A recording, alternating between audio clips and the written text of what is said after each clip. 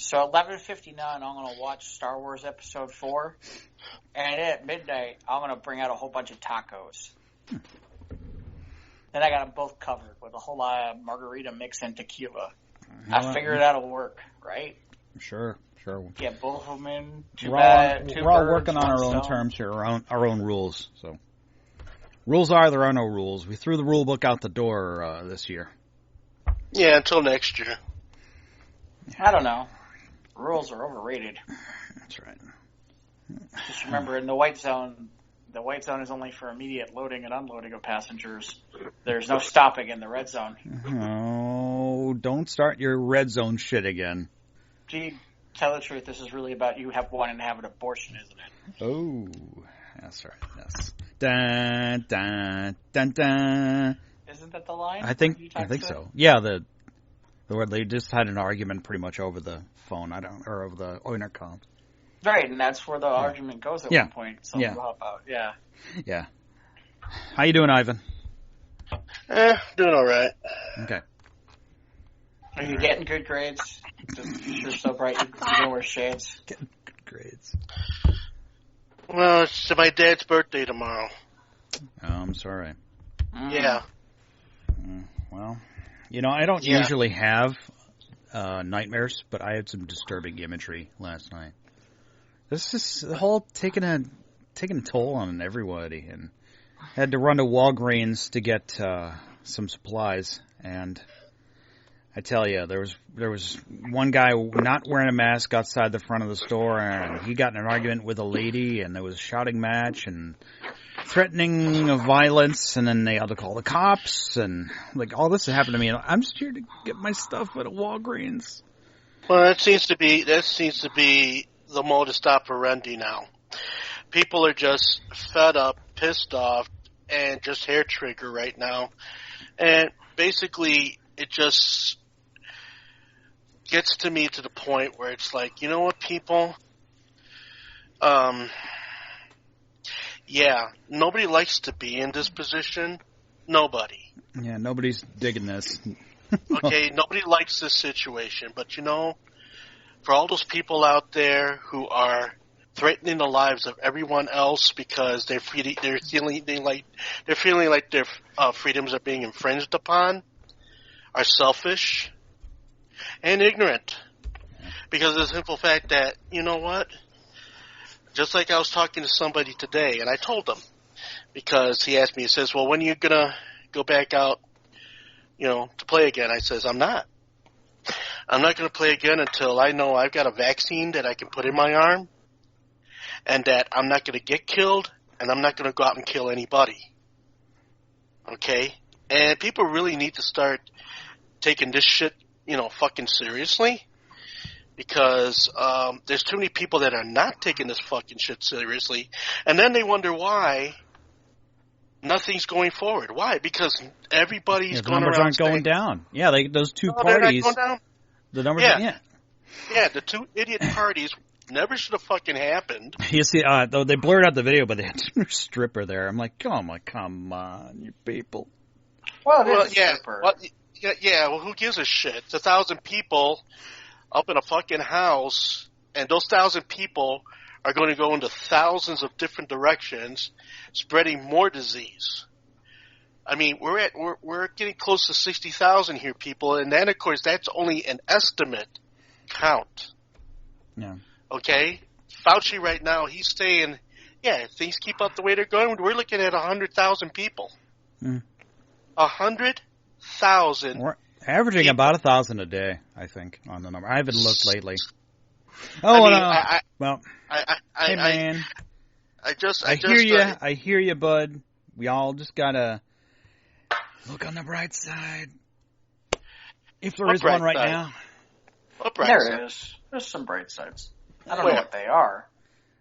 What bright side? Where's the bright side at? Okay, I mean, the point of the matter is that, I go out and, you know what, everybody has common sense. Whether or not they use it depends on the individual. Yeah. Well, but when you got people, I read today about a friend of mine who went to the post office, And and this is what makes us elderly people look bad. Yeah, I am, dear. I'm going to be. He is 60. very elderly. Yes, very elderly. Yep. Old as fuck. Yeah, I am old as fuck. You're right. And at least I got to see all the cool bands. But anyway, but the thing is that it comes right down to this, that when you got people who won't stand apart from you, and the gentleman asked nicely if the old man told the old man, could you stand away? To which then the old man decided to go ahead and call my friend an American cocksucker, and then just go on a rant and such. And look, all right, yeah, we're all angry, and we're all upset, and we're all uptight, and we're all scared, and we got a lot of shit going on. But at the same time, you're yourself to blame if you do nothing to try to help the problem, go away. And now it's because now we all got to wear the masks. And I'm just everybody's fucking mad. Is it possible he could have been an Australian cocksucker? Well, I don't know. Could he have been an Italian cocksucker? Well, I think the premise was, you're in America, cocksucker. That was what he said. Oh, right. I was just going for the phony. Yeah. We're trying to best here. Friday was May 1st, and we had the masks, because as of April 30th, about half the customers were wearing masks. So on Friday, May 1st, you got to wear the mask to do the order. And I counted 9 people who did not wear a mask. See, what we're doing is we're not kicking people out.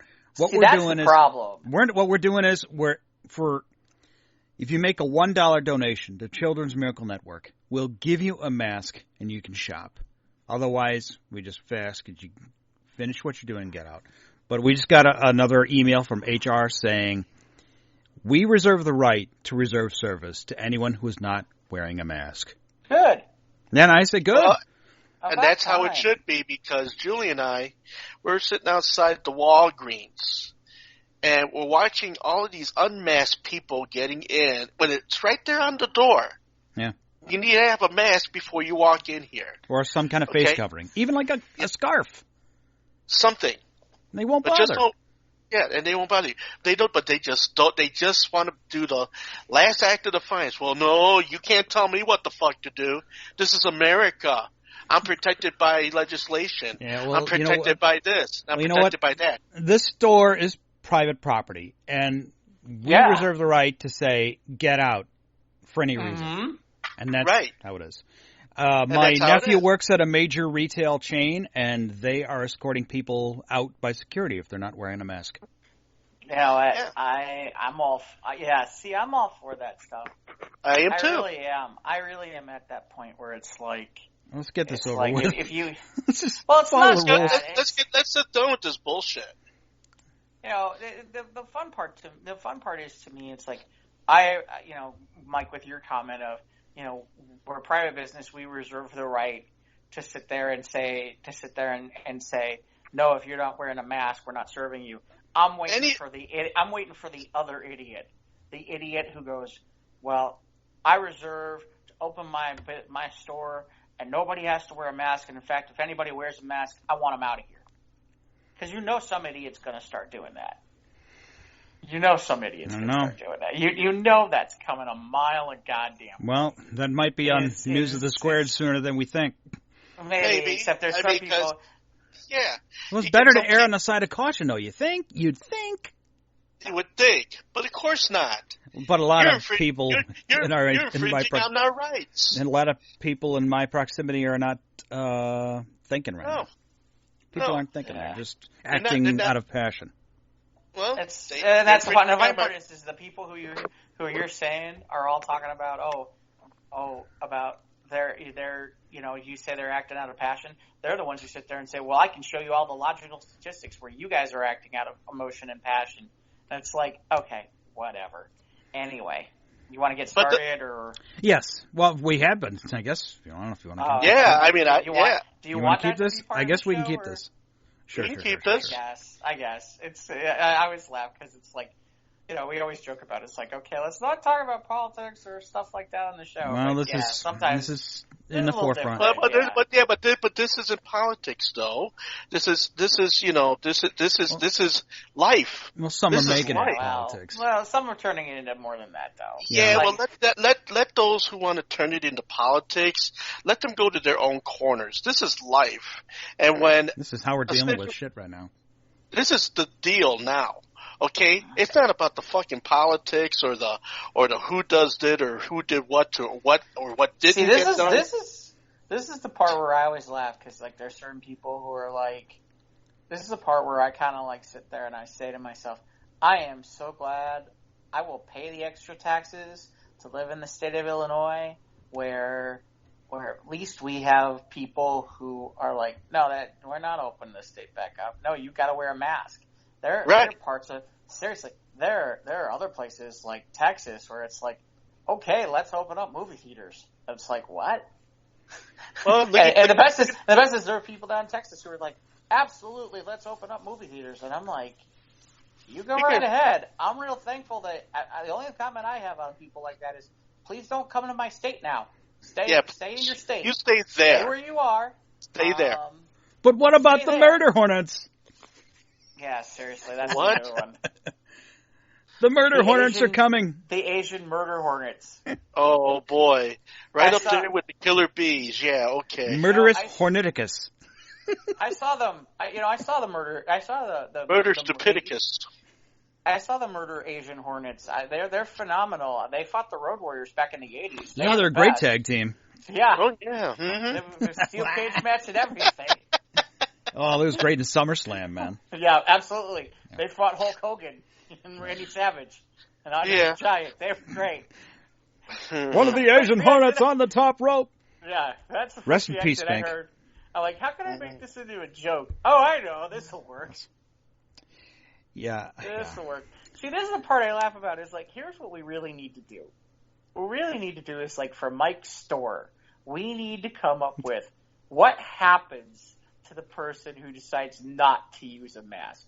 And when I say what happens, I mean like, let's come up with 2x4 to the head. That's not good enough. Hacksaw Jim Duggan. Yeah. That's not even good enough. No. That's not good enough. You know damn well that's not good enough. I got plenty of 2x4s. Look, I know. Puerto Rican to sit out at the front door and see if you get past them. Actually, I did see one. Only saw one person today, and I said, "We get masks at the front of the store, sir." That's it. What did he say? You go, okay, and he walked off. Did he walk off and get a mask, or did he walk off and He just walked out of my face, and that's all that mattered. Okay. So anyway, no, I'm serious. Seriously, I'm serious about this. I don't mean like a 2x4. That's not fun enough.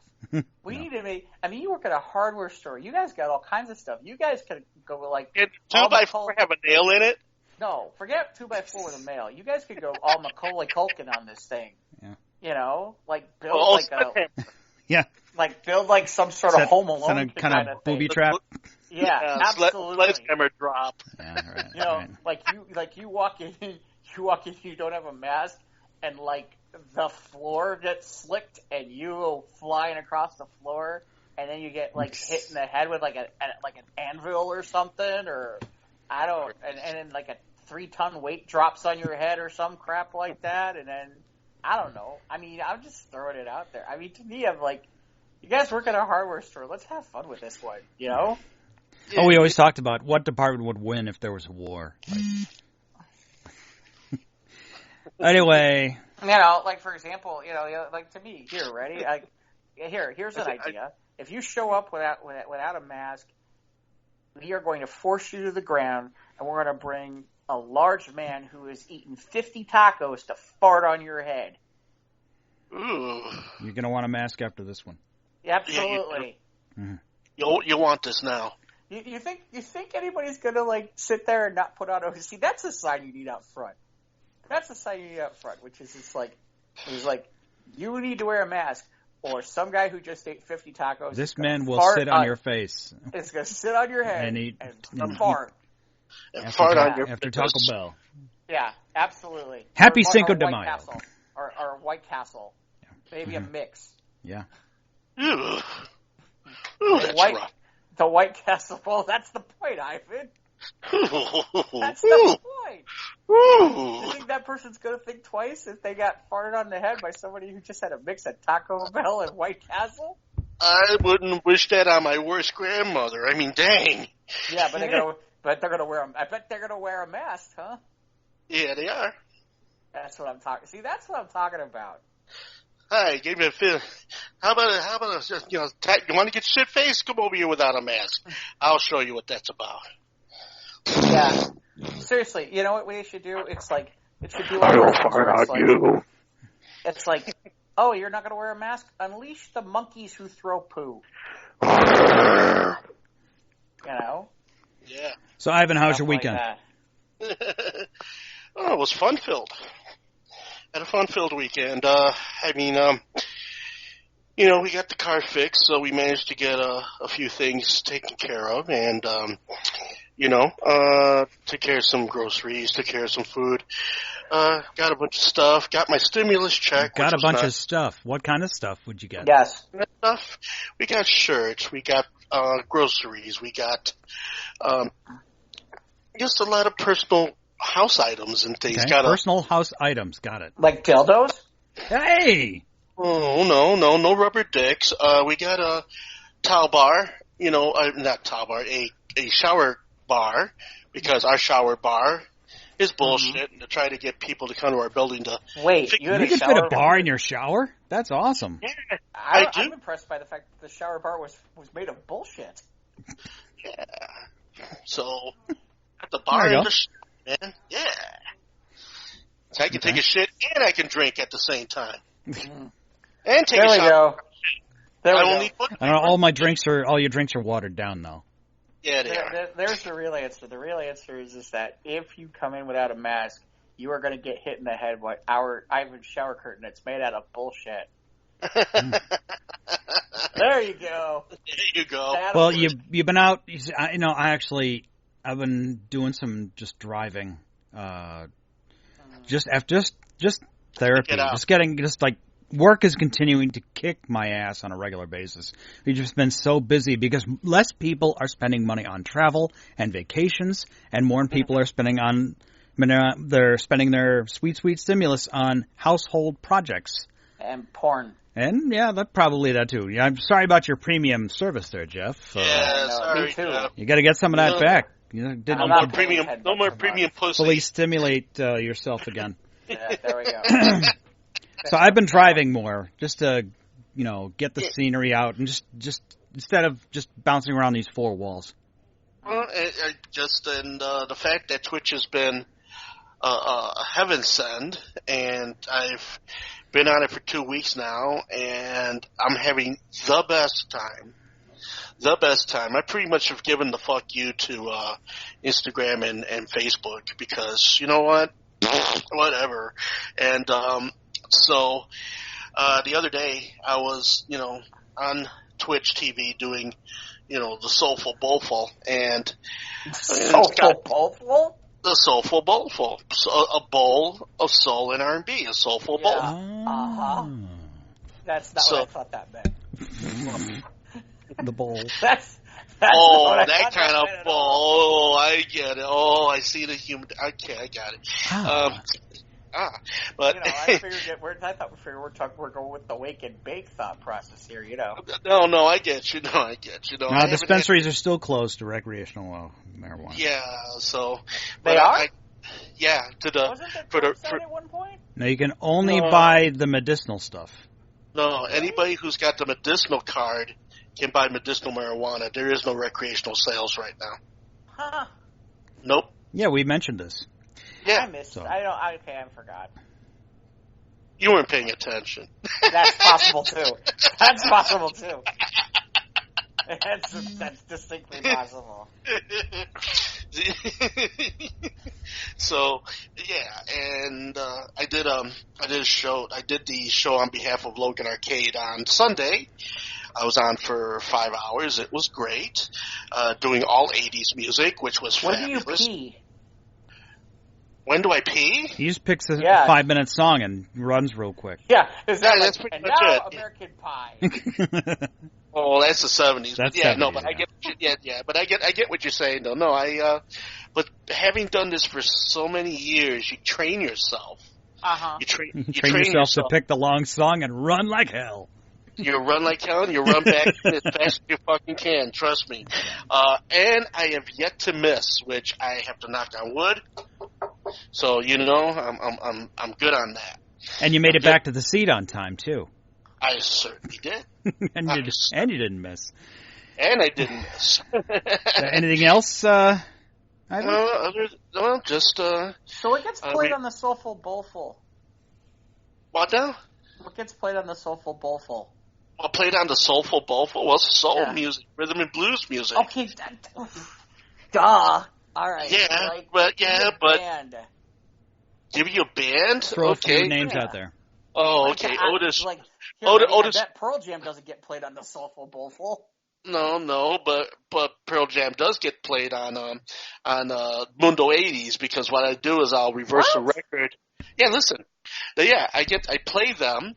What I do is I don't do it all the time, but I do it as a surprise. What I'll do is I'll reverse the record and say time warp, and then I'll open up a set and play a bunch of 90s stuff, and then I'll I was going to say, that didn't make any sense. And then I just because sometimes you never know what you're going to get with Ivan because that's true. That is very true. That is 100% true. I can attest to that. Exactly. Yes. So, you're never going to happen. So I do the same with my audience. I go ahead and I test the waters to see if I can kind of, throw a psych at them, and I do. And, or just like on the Mundo's 80 show, I did a section where it was all movie time. I brought our old movie time to Twitch, and what I did was I played a bunch of bunch of songs associated with movies, and stuff like that. Keep things interesting, I mean, I still say you need that. You need that sounder. You need to find that sounder from the Flintstones. I still think that sounder from the Flintstones. The guy there like Twitch, rock roll. Yeah. Oh, rock roll. Okay.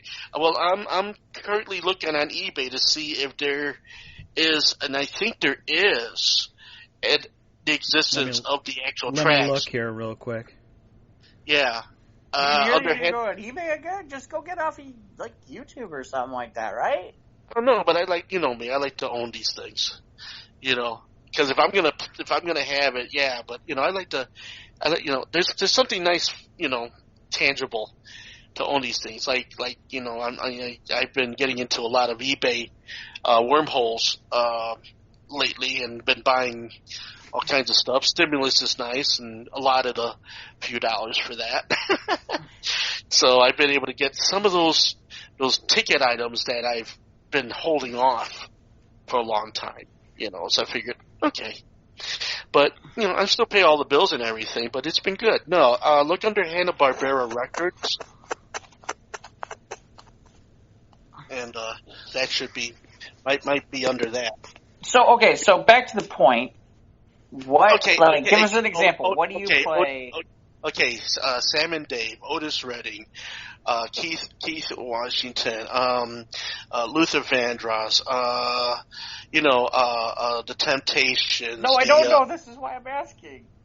No, I mean the Miracles, the Supremes, Sam and Dave, Sam Cooke, Lou Courtney, let's see. I mean, it's just so many of them. But yeah, basically a lot of the mid 50s to like 60s and just into the early 70s type of music. The Masqueraders, Gladys Knight and the Pips. Let's see. The Spinners. Okay, we get the idea. So if someone wants to find you on the Twitch, how do they do that? Oh, all you would have to do is go to http /twitch.tv// not double dot. Well, Double dot. well, I don't know the names of them. Sorry, guys. That's all right. Okay, so let me try it again. http://twitch.tv// Ivan. There's got to be an easier way. It's JAVANIVAN on your Twitch app. Let me ask you a question. If you just go to Twitch, if you go to twitch.com, right, and you type in Javin Ivan, will they find you? They'll find me. There you go. Or is it twitch.tv or is it twitch.com? That don't matter. It's you just go Twitch. or you've got the app on your phone or mobile device or tablet or what have you. Exactly. Exactly. Okay. And how much does it cost to be on Twitch? It doesn't. Ah. So all this It stuff is doesn't. free. It's free. It's free. But here's the nice thing about it, though. If you are dedicated and you do it, fairly regularly, the people from Twitch will take you to a different plateau, which is called Twitch Affiliate. Which then what they'll do is they'll gather up advertisers and you can get paid. Well, now. Hey. Ah. Yeah, all right. I've already been approached, but since legitimately, I've been approached by a large man who wants to eat Taco Bell and Yes. and White Castle. I made sure when I was approached, I had lube. That's right. So if you went out to space and found a female alien, would that be an alien encounter? I guess it would. Send out the probe, or I mean the alien. Yeah, what the hell? The government is releasing UFO videos. Like, what? Is this like a shell game with the government now? Saying, hey, look at this. Hey, don't watch this. Look at this. Like, what the? I don't want to be like some conspiracy nut, but the government is putting out UFO videos. Why? No way. Why? I don't know. They're trying to take the attention away from Exactly. I think that's part of it. It is. They're trying to take the attention away. Wagging the dog, I think, in a way. It's just weird. Maybe it is. Well, okay, so Jeff, how was your week? How was your week, Jeff? It was weird. Do a lot of Zoom meetings? I had some of that, and then the local area district had their virtual conference over the weekend. And did anybody have their cats look at the screen? What? Well, you had Zoom meetings. Did any of them have cats looking in their screens? No, thank God. No dogs, noses. Nobody left doors open, so they watch people. No, we teach some of these people about etiquette, thank God. Although they're still kind of dumb about some of it. So did they approach with no pants? Well, in fairness, when I went to MC, now I'm revealing something that I shouldn't reveal. So I was one of the MCs for the conference, and MC Jeff. I was one of the MCs. I was one of the masters of ceremonies for the conference for a specific time frame. And yes, I had my jacket, I had my nice shirt, I had my tie, and I'm wearing my pair of shorts. Oh, okay. I thought you were going to wear no pants at all. That would have been cool. Wow. Yeah. Not visible. In fairness, I do have a leather. I do have a leather. You have a leather? Chair. Did you say you have a leather chair? Oh, I have a leather chair, so it's it gets to kind of no, that's no leather shorts. No leather shorts. No leather. For the same reason, no chafing, please. Thank you. No.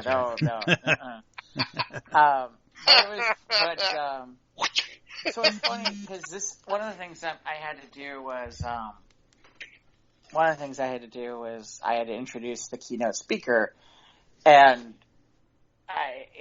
when some of these guys come in, and I love them to death, I do, but they give you these intros, and you're like, this intro is exactly what you tell everyone not to do. So it's long. I can't switch anything out. I have to say it exactly how you have it here. And the part that was the funniest is this. This is the part you'll laugh at the best. Mm-hmm. So at one point he says he's been to 20 he's spoken in over 20 countries. Okay, fine, right? Not a big deal. In 20 different languages? No, wait. No. So he's spoken in 20 countries, including. You figure, okay, he's going to name off a couple countries, right? Mm-hmm. He don't name off a couple countries. 18. He got me reading a list of 18 countries. Okay. He only been to 20. Why don't you just name the last two while you're at it? What where you go? Did you go someplace? Those are mystery nations. Yeah, mystery nations. Did you go to like Iran or something like that? Carmen San Diego or like the mystery pedestals on the new presidential chess game. Well, yeah, it's like, what, did you go to Mongolia and you didn't tell anybody or what? He went to Thailand because of the prostitutes.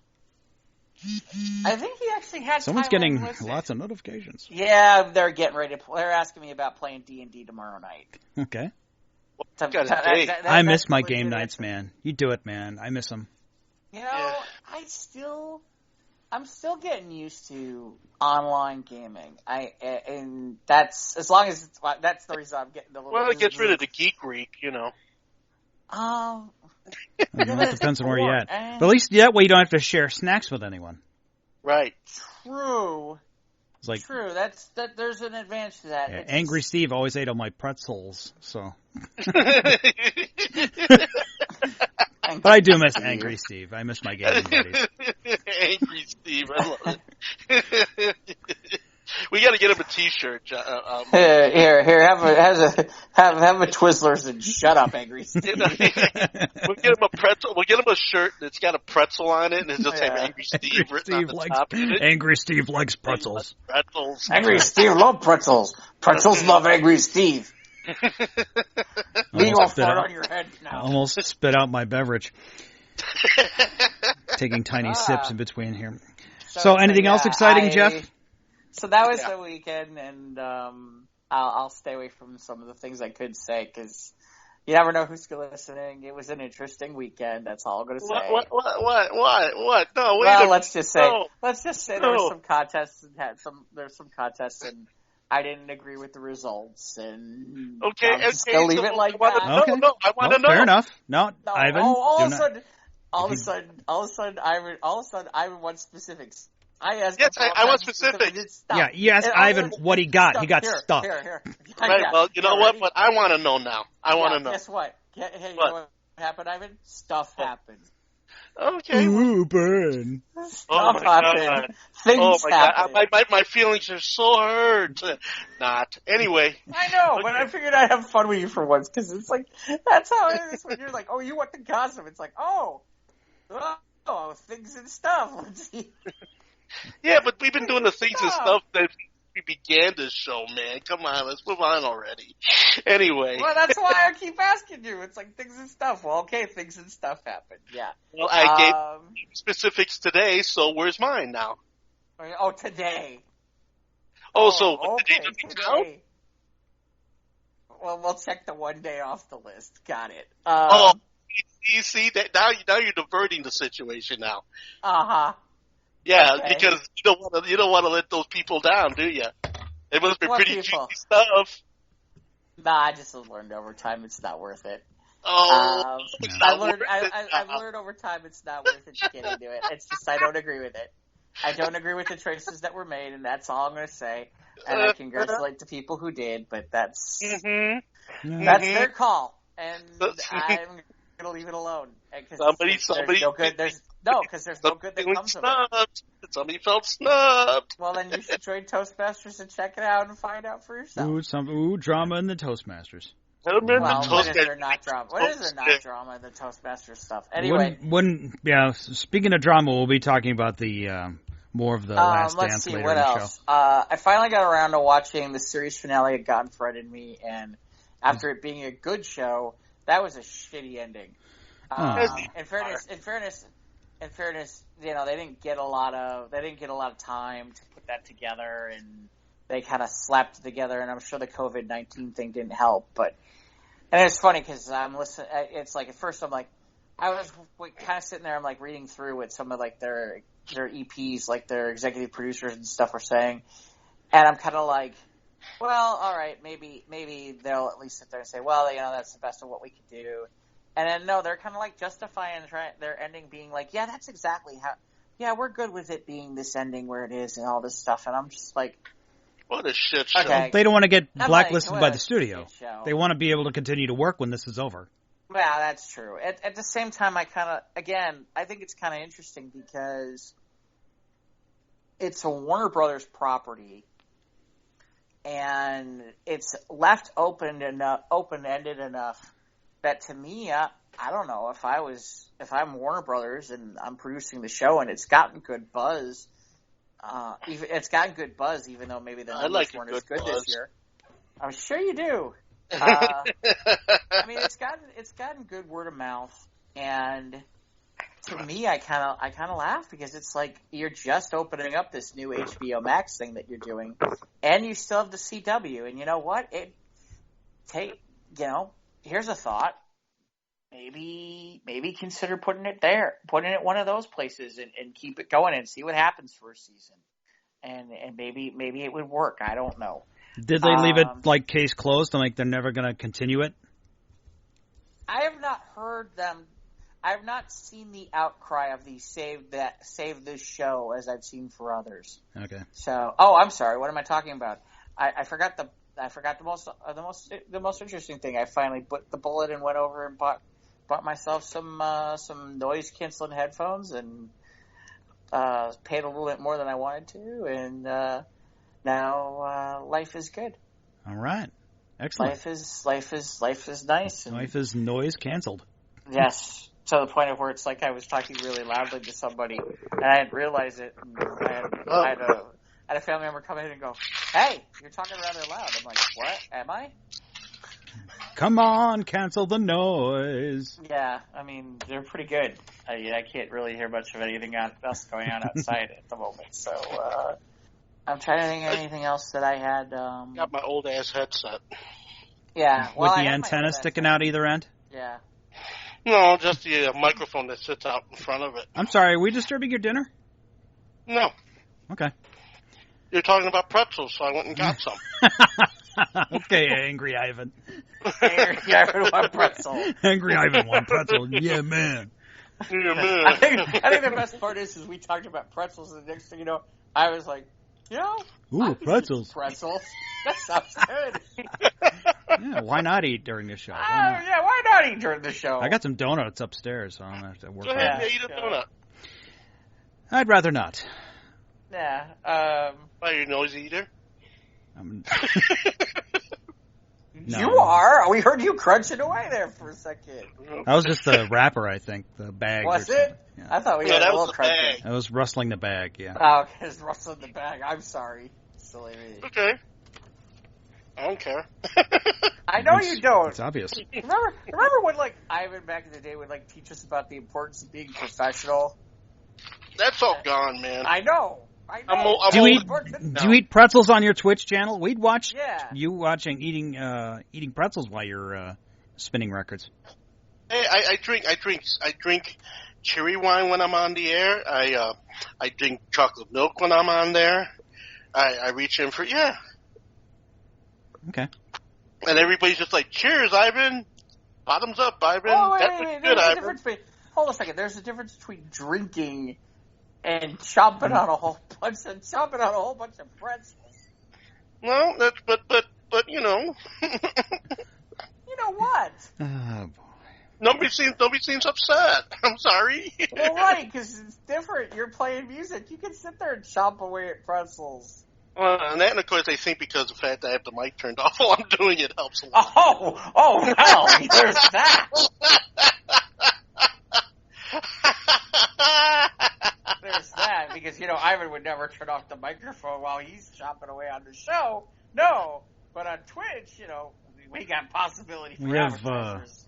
A level of decorum here. Yeah, level of decorum. Yes. Yeah, there we go. But I feel like there was something else I was gonna say about my week, but I can't remember what it was, so I'm not gonna worry about it. Must not have been that important. Right, or I was kid, or old age is getting to me. Talk about the Postmaster thing. That's all. Other than that, Let's see. Oh, so that's about it. Oh, I know what it was. I finally got through Picard. You finished Picard. All right. I finally finished Picard. And yeah, I was like, that last 2 minutes, I'm just like, I am so bored. It's like, and now we're going to have an existential conversation about bullshit. I'm like, really? Other. Why don't you just go like hump each other in a corner or something like that? That's I don't know. saying. I mean, you know what? That'd have been better TV than what we got.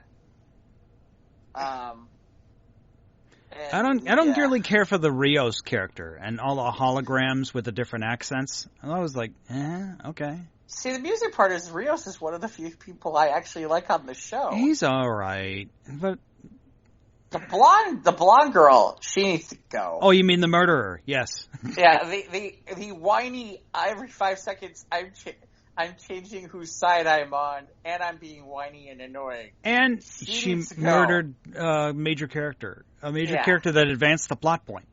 Yeah. And they kind of shrugged it off, being been like result of a mind meld. Yeah. Whatever. Well, it is. You know. It's not as bad as J.J. Abrams. That's what I'm saying. I don't know. I did kind of find it funny that the way that you stop the major antagonist at the end, who's the leader of the faction, down within the Synthoid planet, is to just simply deactivate her. Mm-hmm. I'm like, really? That's the end of that? Because just all blast you gotta do is just, forget blast them. Oh, we'll just turn her off. What? Yeah. You're kidding me. She's got an off switch. Oh, she's got an off switch. Oh, okay. I like Data had an off switch on the show. Did he? Yeah. It was like recessed in his back or something. He had Maybe. It was like those buttons like under your Ford sedan that you could press them in like a number code. I think that was what they had on Data's back. Was it my luggage combination that he gave? Yeah, could be. Yeah. The combination on the luggage. Happy May 4th, everybody. We're recording on May 4th. That's the Star Wars day, for those who don't know. Ivan. He muted his... Yes, I'm well aware about May the 4th be with you. Yes, I'm well aware. May the 4th be with you, or may the 4th be with you? Or may the Schwartz. May the 4th be with you. Thank you, Ivan.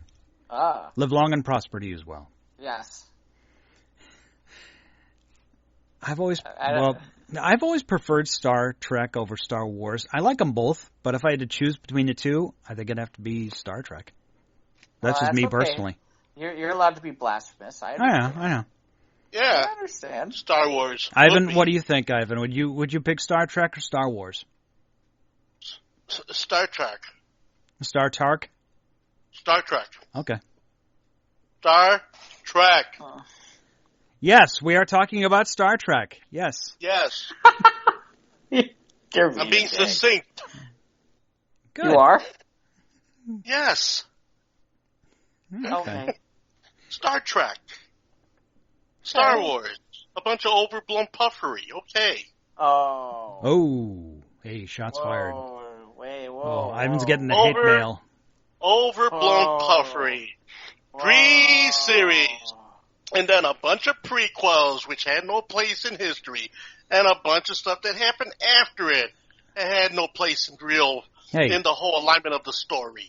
Whoa. Oh, hey, whoa, hey. We can all be friends here. Yeah, whoa. Oh, I'm being friendly. Yes, I'm telling you. Okay. Oh, okay. Give me Star Trek any day. Mm-hmm. Okay. Okay. That's your opinion. That's all good. That's okay. It's your opinion. Just like as he's growling in Wookiee, he's backing on Star Wars. Dumbass.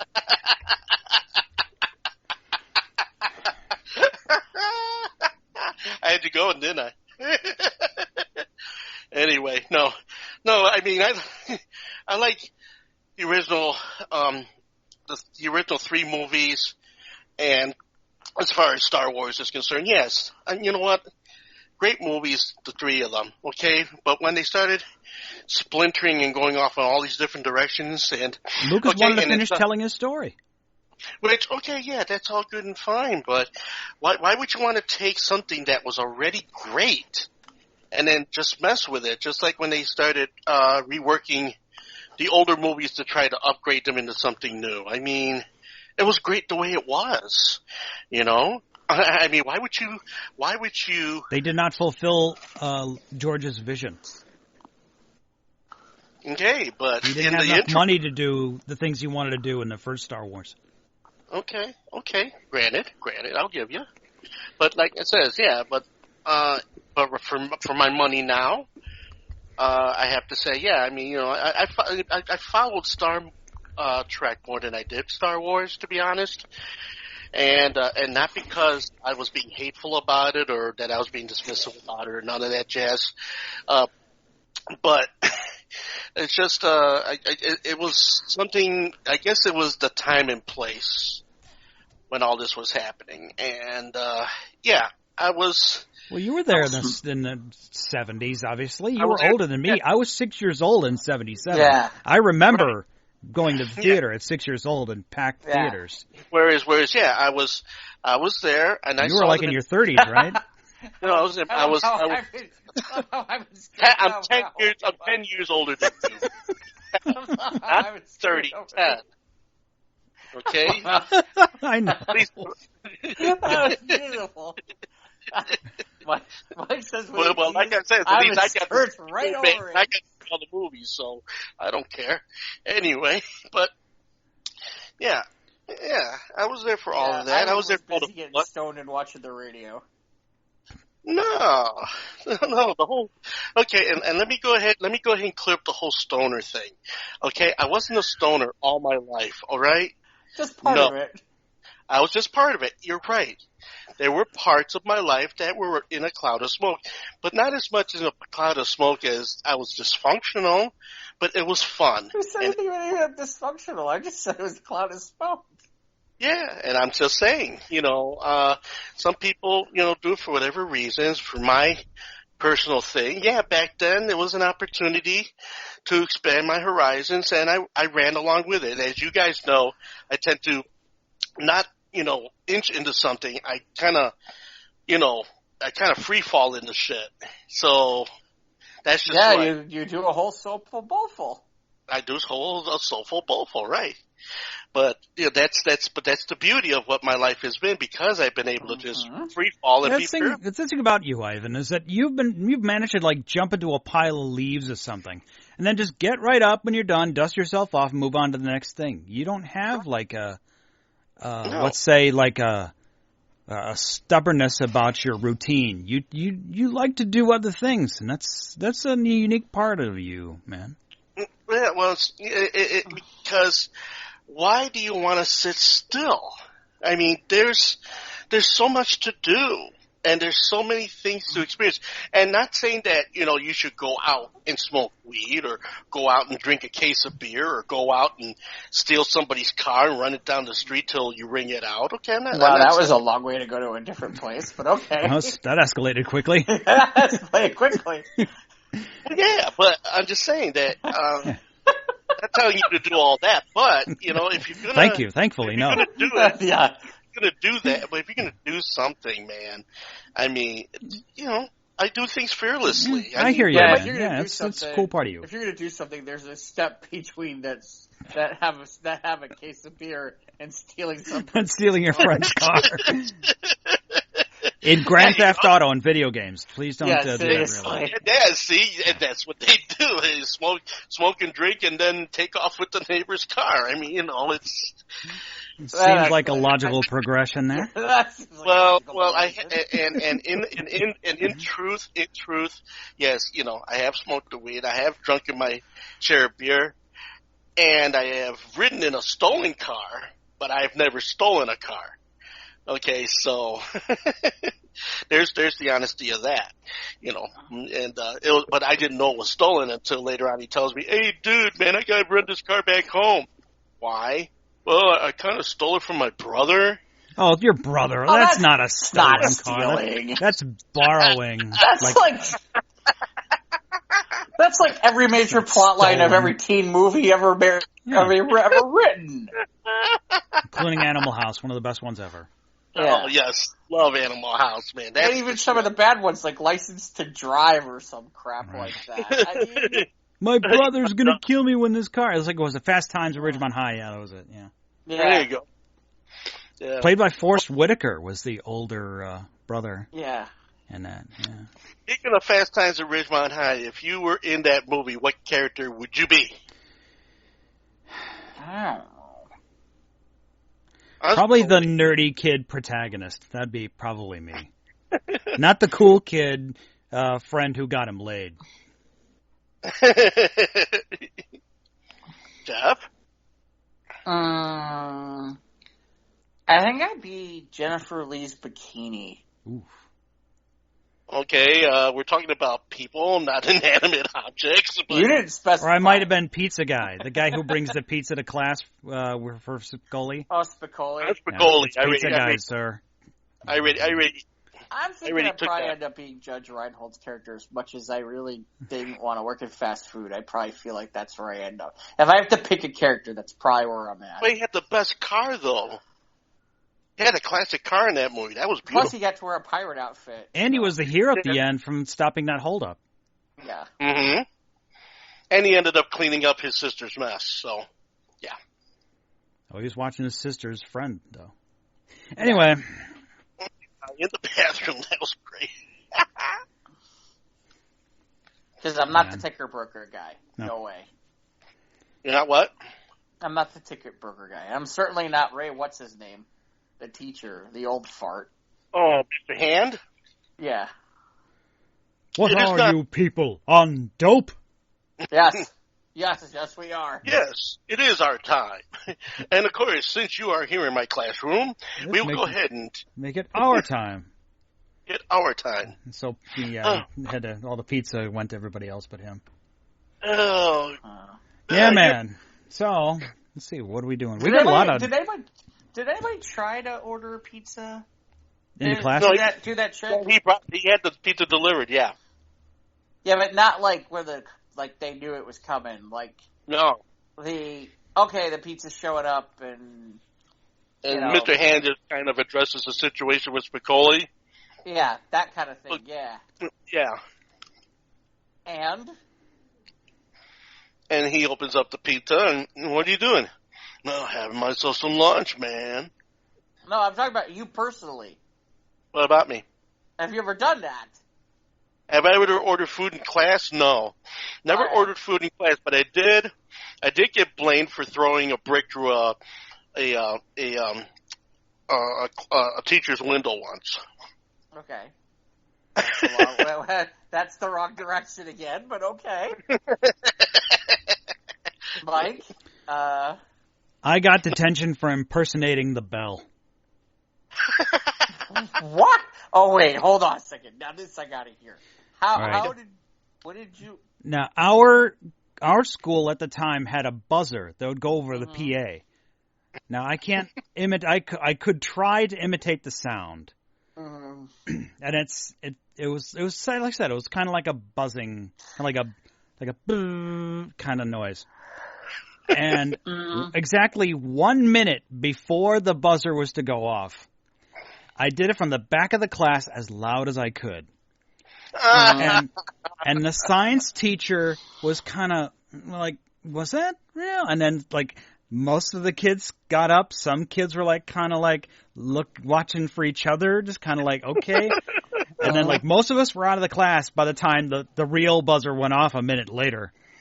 And I guess word got around the teacher's lounge, so the next day I got detention. Mike, I'm at the pencil sharpener the next day, and the science teacher would be like, Mike, you got a detention.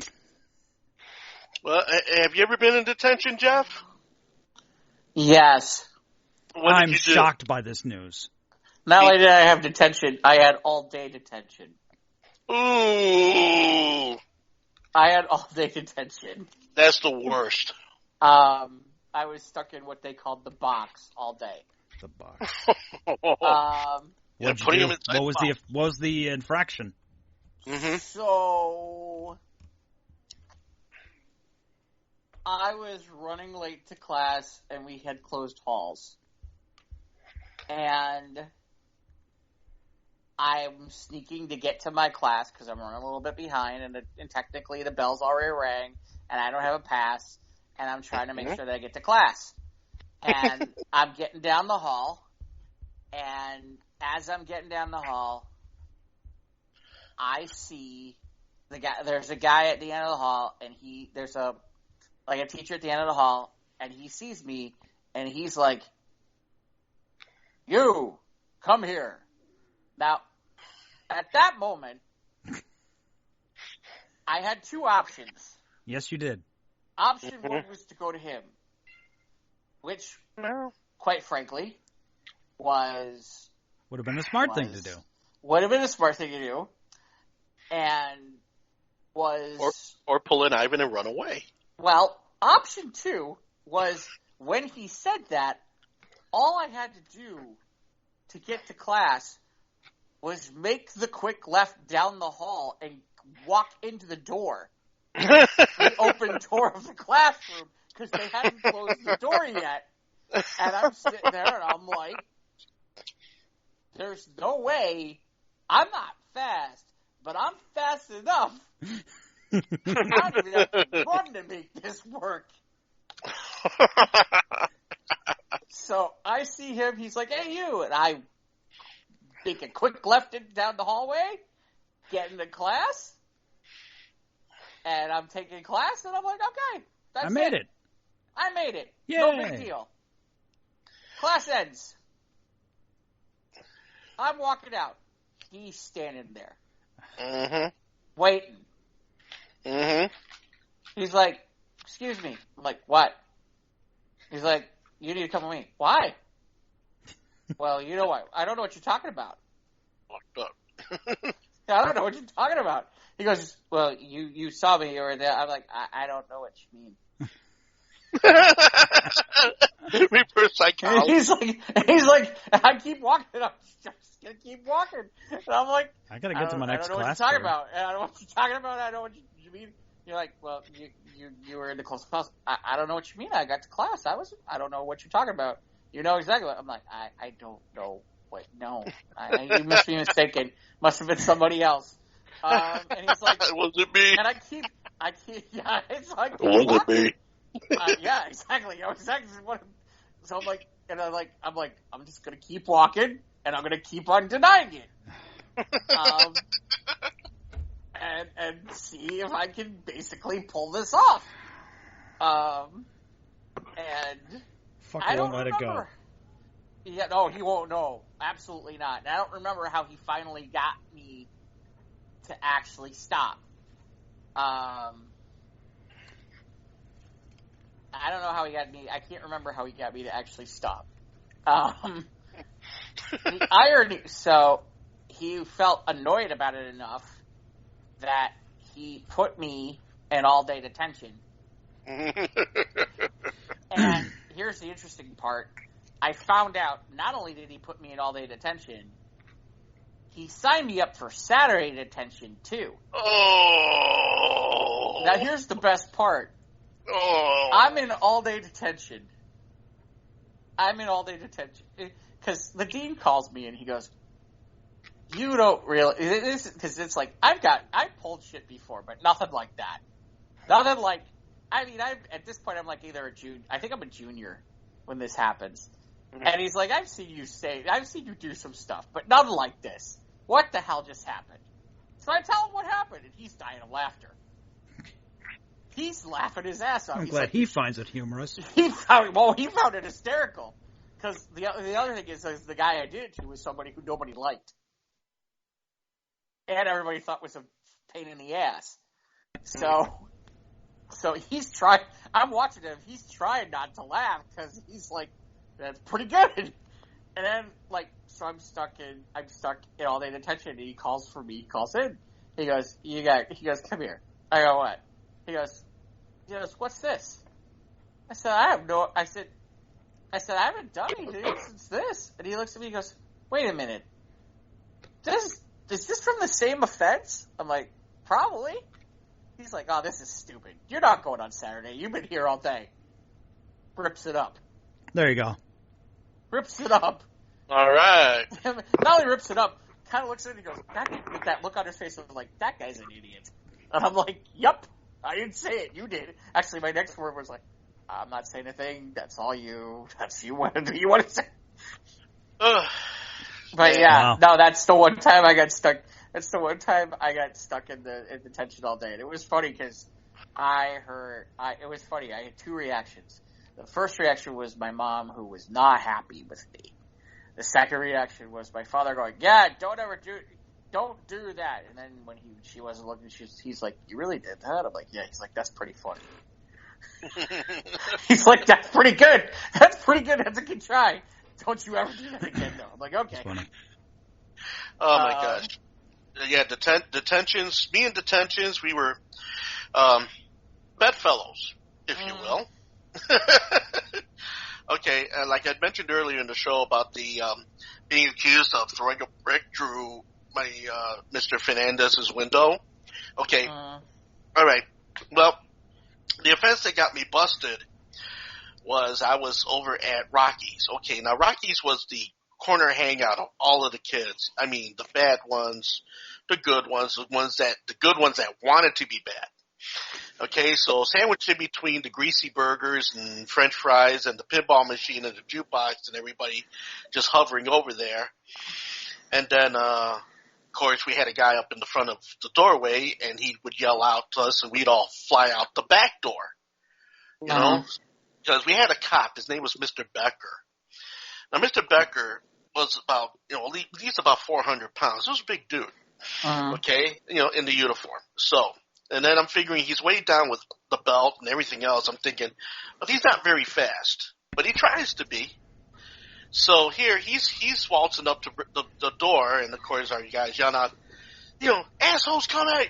So we're going. That's not a very creative code word for a policeman. Yeah, seriously. Yeah, not only is it not creative, it's like, hey, let's antagonize them some more. Assholes coming! So we're all running out the back door, and here he comes in. Because that's not going to tip him off that something's going on. He's yelling, and of course Rocky's got his hands up like now he's got to clean up all the. Who could that be? He's got to clean up all the baskets of half-eaten cheeseburgers and French fries and shit that didn't get eaten because we're all running out the back door. And of course I'm the last one to run out because I'm not going to give up the pinball game. No fucking way. Okay. And so he sees me. He goes, Rivera. I'm like, no, top of the morning, Mr. Becker. Pew! I goes running out the back door, and he runs after me. Okay? Or at least he's trying to run after me. So I'm about 4 car lengths away from him at this point. And then I just go ahead, and just because I'm an asshole, I go ahead and I sit there on the steps by the front by where, the office is at and everything. And I'm waiting for him to come get me. I'm actually, antagonizing the situation because I knew that he wasn't going to get me because he just couldn't get me. Yeah. This is a mistake, Ivan. That is until I turned around and there's my gym teacher who also didn't like me. So, what are you doing out here late again? And so he's like, so here's Becker. I caught him at Rocky's again. Oh. Okay, I know what I'm going to do with you. You come with me, and of course, he picks me up by the collar and brings me in, and we're going to put you, in detention class. I'm like, all right. Detention class. Detention class. Detention class, because now I'm being put in with about 20 other miscreants of assorted different things. Okay, so here's Mr. Fernandez, a fellow Puerto Rican, and I'm looking at him like, hey, what's up? He goes, shut up. Sit down. So I sit down, and I'm just like, I'm like taking the pencil and I'm making drawings on the desk, and I'm just asking for papers, and I'm just looking at girls, with a lewd, crude sensibility in my eye and everything like that. Okay, and sitting there, and I'm talking. The girl's talking to me, and I'm talking to her back. He throws a book at me. Did I tell you to speak? Did I tell you to speak? Shut up. So now I'm mad. Okay? So I'm sitting there quietly. All right. Bell rings. I go home. See, in this day and age, you can't throw a book at a kid. In this day and age, you get a lawyer. You'd be in be trouble. Set for life. Yeah, you get fired. Life. Yeah. So here's what happens. I get back, and here comes Mr. Morgan. That's his name. Gym teacher goes. So Ivan, you know where you're going today, right? I go, where am I going? And he points to the detention room. I'm like, what am I doing in there? He goes, oh, no. Oh, no. Your ass is grass. Your ass is mine, okay? You're in there for a week. Go. Ooh. And I'm like, okay then. So I get in there. Now I'm even more upset. And I'm sitting down. And, of course, now there's a few of us now. There's not as many as there was the day before. So Mr. Fernandez comes in about 15 minutes later and goes, which one of you did it? And we're all looking at each other. Silence. He says again, Silence. Which one of you Silence. did it? And so here comes the potheaded kid behind me. What do you mean, man? Did what? What? He goes, which one of you threw the brick through my van window? Oof. Which one of you rotten little thugs drew that brick through my van? Which one of you guys did it? Because I will drag you out of here and I will kick your ass. Which one of you guys did it? And when he said it like that, I started laughing because he sounded funny. So I'm like, he goes, you, come over here. What? Come over here. Come here. No. Come here. No. Come. Get over here. Get over here. Mr. Rivera, come. Get over here. No, I don't want to. Get over here. So after 5 minutes of this, I finally get up, begrudgingly, and I get up to the desk. He goes, you're going to pay for that window. I didn't break it. You didn't break it. Then why are you laughing? Because the way you said it was funny. I didn't break the window. I didn't break the window. Uh-huh. Okay. You come with me. So he takes me out, and he sits me down in the office. He gets Becker to come in, and then now Becker's going to try to rough me up. He goes, okay, Ivan, it's one thing you're going to Rockies and you're always late for class.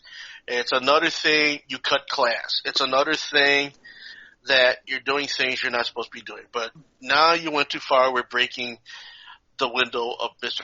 Fernandez's van. I didn't break the window. Then what are you doing here? Well, Mr. Fernandez thinks I did, but I didn't do it. He did it. He's lying. He did it. Prove it. They both look at each other. Did you see me do it? You were laughing, so I was laughing. The way you said it was funny. But I didn't do it.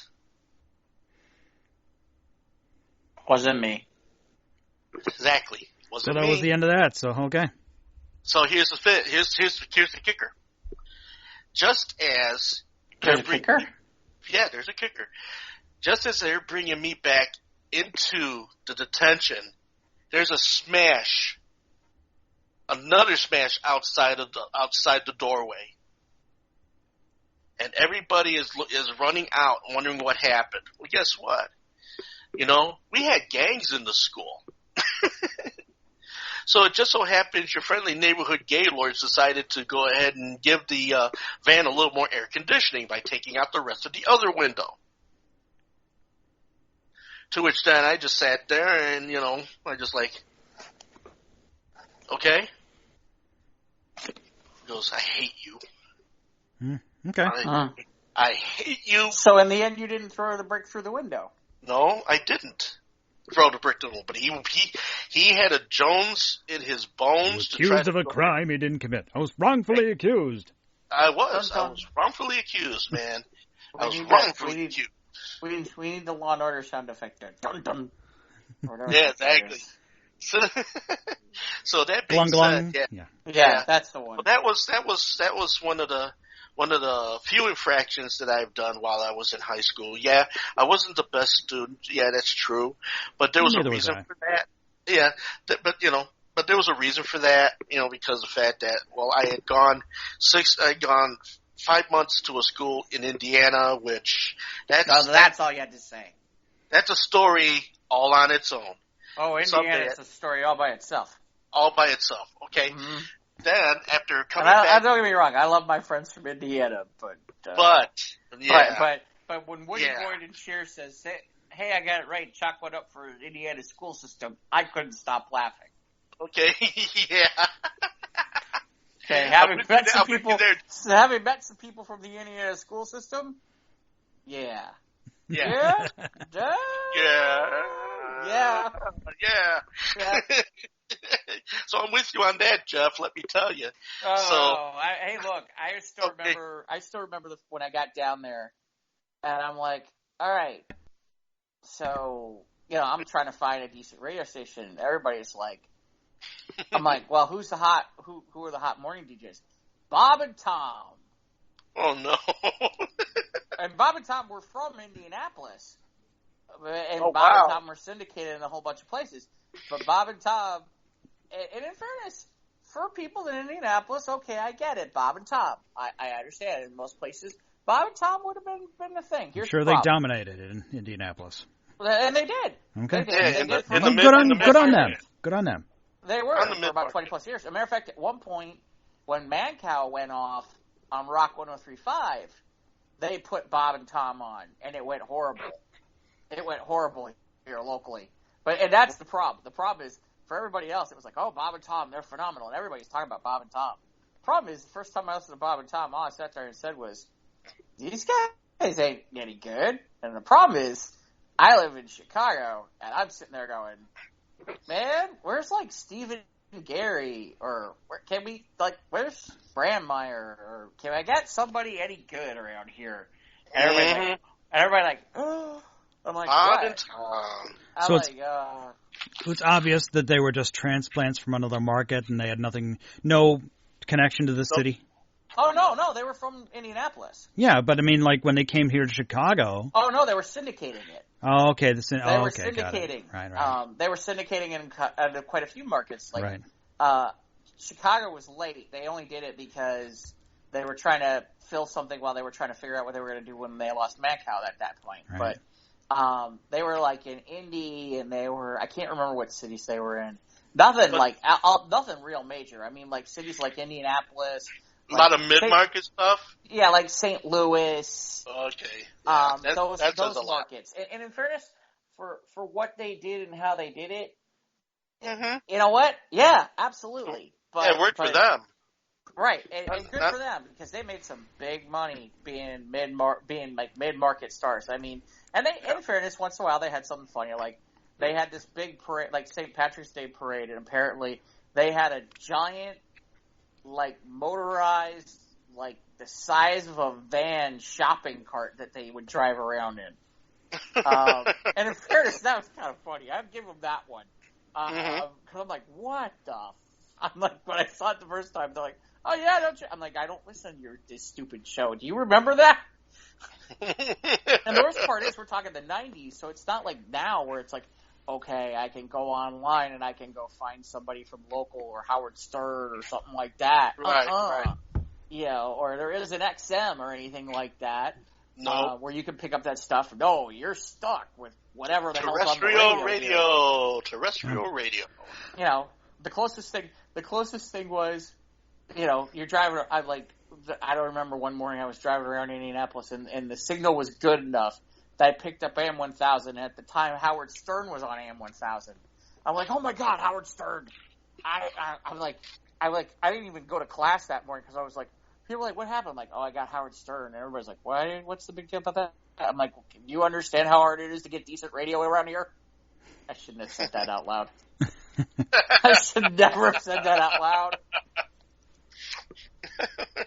That's the problem with when you go to school for communications and broadcast and you go to a mid-market major and you're from like a major market because they think that they know about broad. And in fairness, there are people who knew their stuff, but at the same time, like they'd sit there and talk about Bob and Tom, and I'd sit there and try to and how great certain people were.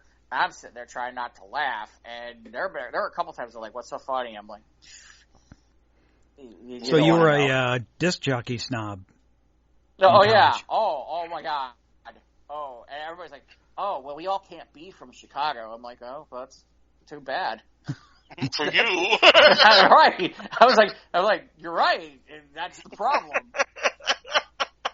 That's the problem is yeah. You know, I still remember I got critiqued when I was working I did like a play-by-play audition, and all I said was, that was one hell of a play. And he graded you down? The instructor was like, "That's you shouldn't have blasphemy. said that. You shouldn't have said that." And I'm like, "Said what? Hell." He's like, "One hell of a play. What's wrong with that?" He's like, "You shouldn't be saying that." I'm like, "What are you talking about?" Not hearing. Well, and my favorite is not hearing Dairyland USA. Well, wait, here's the best. And so they're like sitting there, they're talking to me about this, and they're like, and he's like, "You would never hear that in a professional broadcast." I'm like, "What are you talking about? I heard Dick Buckus do that with the Bears on the radio, and he's always yelling, hell of a play, hell of a play." Yeah, that's right. It's really funny because he's like, "Yeah, not here." I'm like, "Oh, okay, sorry." Nope.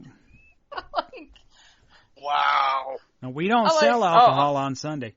Oh, God. All right. At least they were sending to that, so.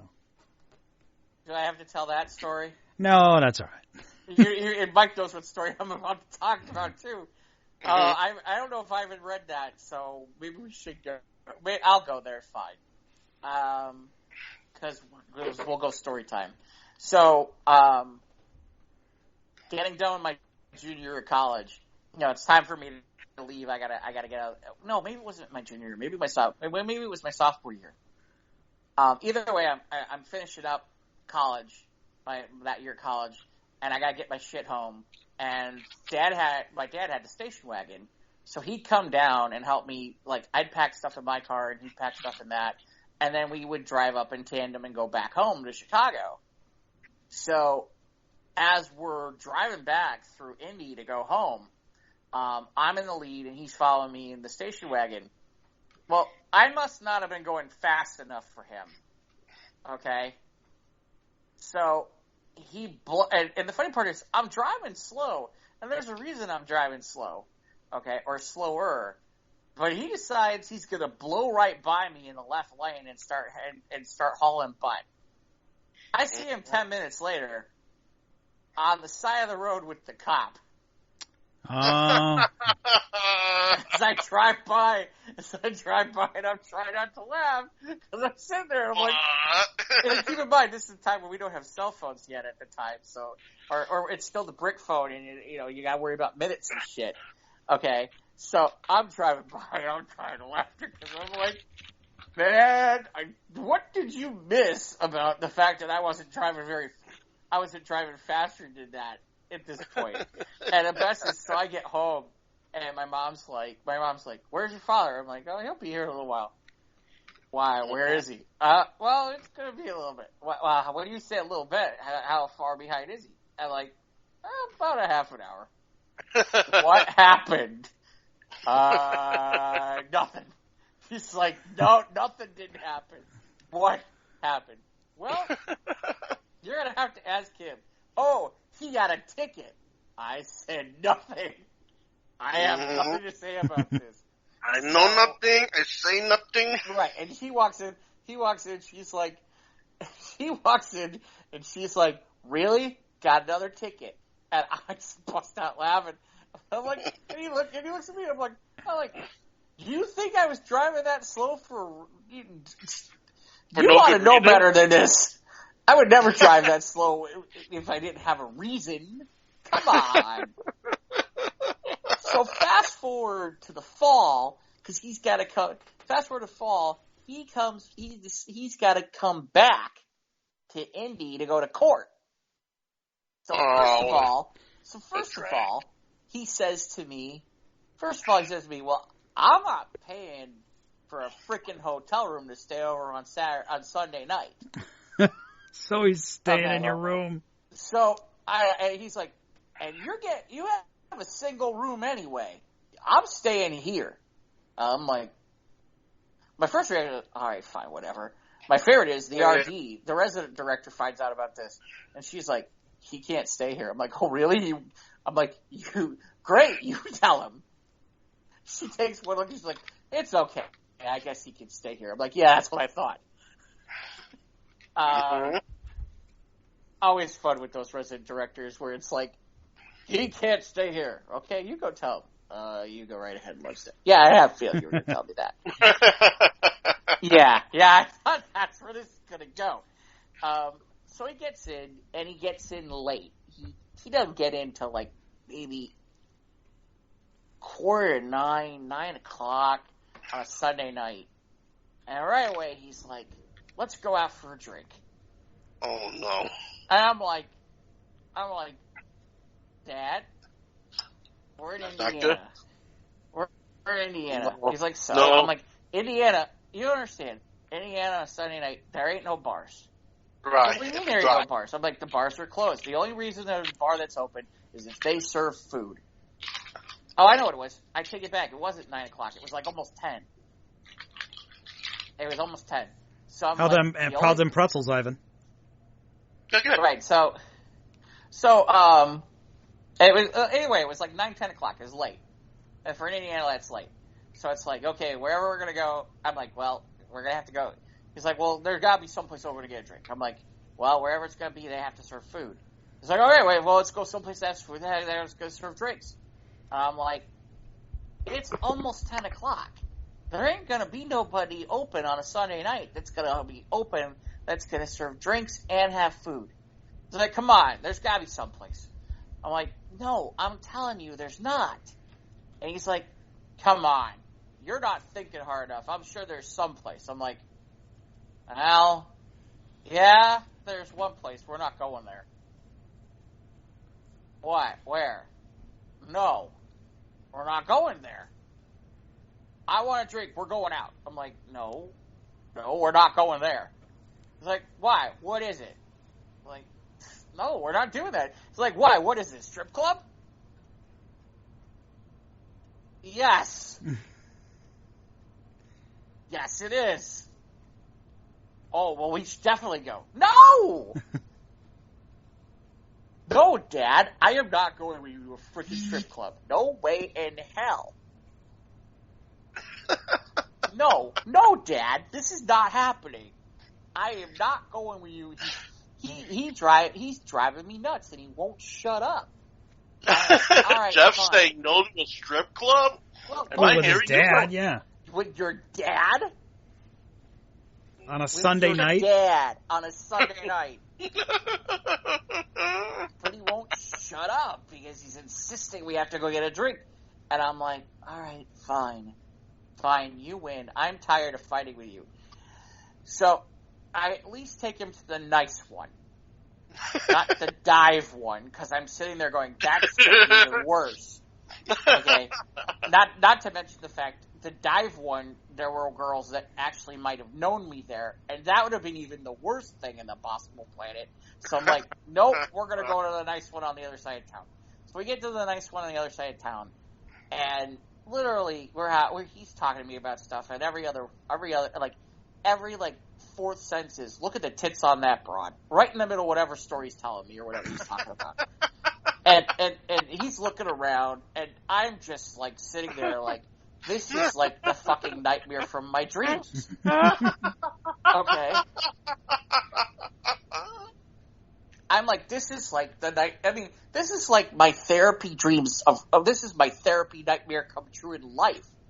Which is, I'm at a strip club with my dad. This is not, I mean, it's not fun. This is not fun. At least it's not fun. This is like... Weird. Not just weird. It's creepy. It's like, And then he's like, oh, that's a nice girl. Why don't you go hang out? No. Yes, but no. That is the worst experience. And it's like, so yeah, that is the worst. That is the, and you know why this happened? This happened for two reasons. One, because karma's a bitch. And two, Indiana and its dumbass, stupid liquor laws that they finally changed just like what, in the last year or two? Yeah, it's like finally you can get like liquor on a Sunday? I think it was 1 or 2 years ago. Yeah, 1 or 2 years ago they finally changed that fucking rule. Oh my god. I mean I still remember like it's Saturday night and you're like and you're not thinking about it, you don't realize what time it is, and you're like, oh shit, I need alcohol to watch football tomorrow. And it's like, and you're looking at the clock, and it's like, oh shit, it's 11:55. Am I gonna make it? Am I gonna get to the liquor store fast enough? Fuck it, let's find find out. Let's find out. There's only one way to find out. Hit the hyperdrive, Chewy. Oh, absolutely. Not. It wasn't real. It wasn't that far, but it was. And it's the best is because he's not far from a small university. He knew exactly what was coming. Sometimes, he'd get the last minute rush, and it was like every so often he'd see a bunch of us like not even us, just local people piling in and going, "Shit, I gotta get this." Because they forgot what time it was, and they're like, "Oh shit, I'm not gonna have any alcohol for tomorrow." So, yeah, no, Indiana with their stupid fucking law. That damn Indiana people, their damn law basically gave me years of therapy, assholes. Yeah, like I said, my experience with Indiana, going to school in Indiana, has left me an indelible scar on my psyche for years afterwards. But, yeah, that was. All I can see is that scene, that flashback that Rambo's having, that they're cutting the leeches off your chest when they pull you out of the mud pit. No, that's not how it was in India. India? Indiana. We're not talking about India. We're talking about India. Actually, his real name's Junior. The dog is Indiana. We named the dog Indiana. Yeah, seriously. Yep. We do have a little bit of stuff to talk about this week. Okay, let's just hit a few headlines and we can move on. We're running because it's Star Wars. It's Star Wars Day. Yes, today is Star Wars Day. Woo! I watched episode 1 of the docuseries about the Mandalorian. They talk about the directors of each of the episodes. That was interesting. Not a lot of grand revelations that came out of it, but they brought their own qualities to the series, and they had like a round table with Dave Filoni and Favreau was there with the other directors, and they just like a little round table mixed in with how they took their own takes on each episode. So that was interesting. But so each episode had its own director. Yes. Interesting. I think Dave Filoni did 2 because there were 6 directors, I think, and there were 8 episodes. Yeah. So I think one of them, I think like 2 of them did 2 episodes, and the other 4 or 5 did 1 each. But yeah, it was interesting. So I'll watch more of them when they come. I guess when they drop them 1 each or whatever. Well, the other Star Wars news is They have confirmed that Taika Waititi is doing. Did I get his name wrong? Taika Waititi. Taika Waititi. You do better than I do. That he's directing the next Star Wars film. Hey, man. And he's co-writing it with somebody who did that 1917 film that I still haven't seen, that I've heard good things. Yeah, I don't care to see that 1917. It seems like it might be good, but it's like, eh. No. Yeah, I'm at that point where it's like, if I get a chance to see it, I will. But again, I mean, so that's the news there. It looks like there was some Transformer news during the week. Yes, we're getting a animated film in 2 years. Okay.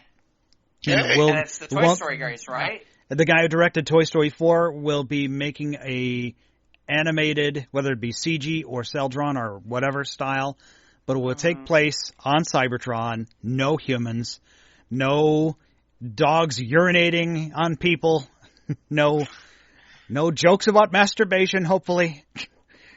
But we're going to finally get... Are you telling me that there's going to be no Michael Bay? No Michael Bay involved in this Transformers project. All right. This is the film we've wanted for years, so I have so grand expectations. And hopefully this Netflix series is going to drop soon.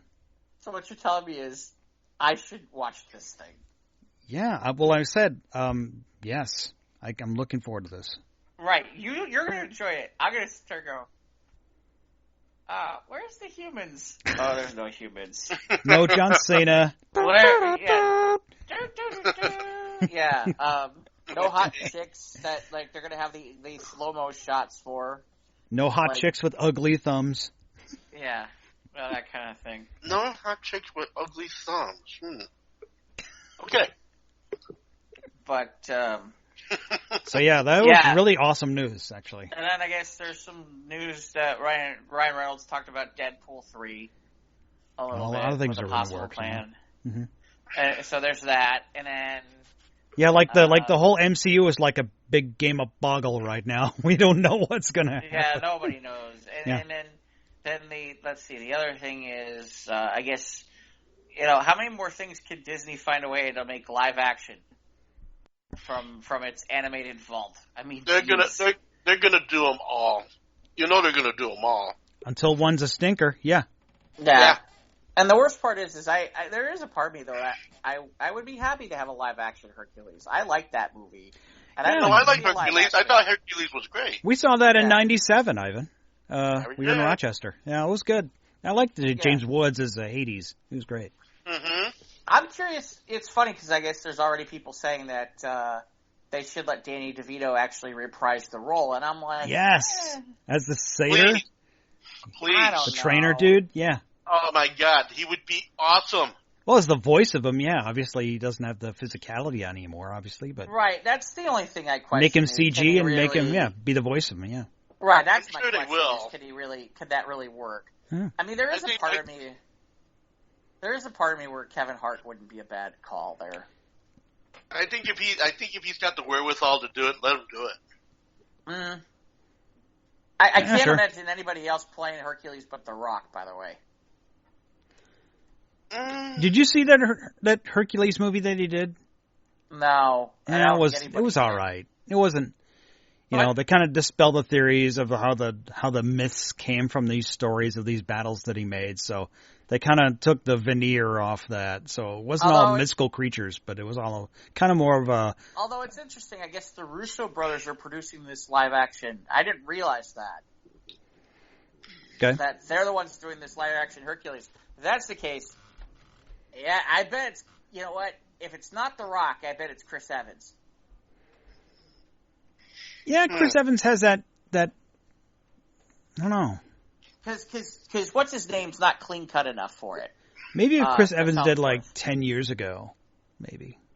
Maybe, but I mean, I feel like The Rock's the right person, especially because he can sing. Or just find an unknown. Yeah, exactly. He'll have to sing.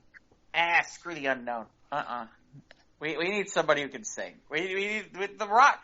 This would be The Rock can sing. The Rock can sing. I did that one year welcome song. I'm like, Yeah,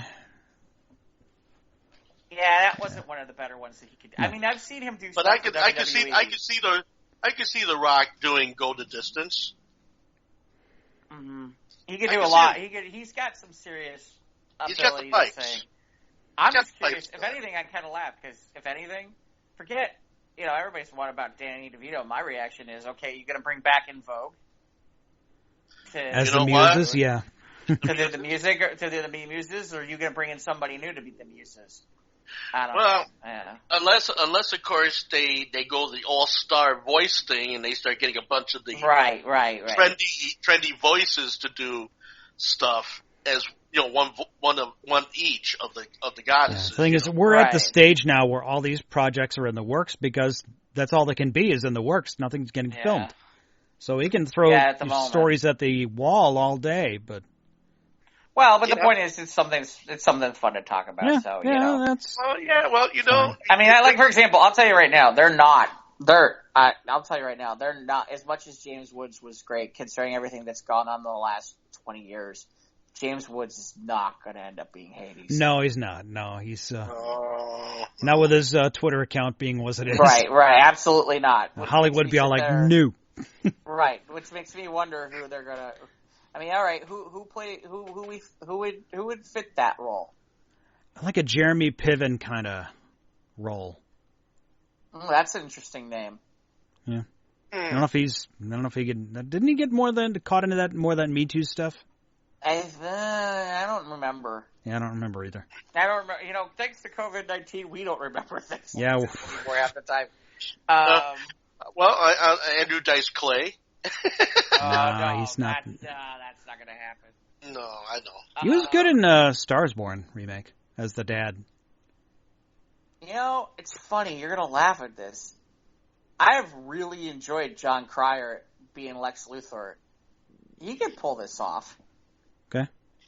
He might be able to pull that off with Hades. Yeah. He might be able to pull that.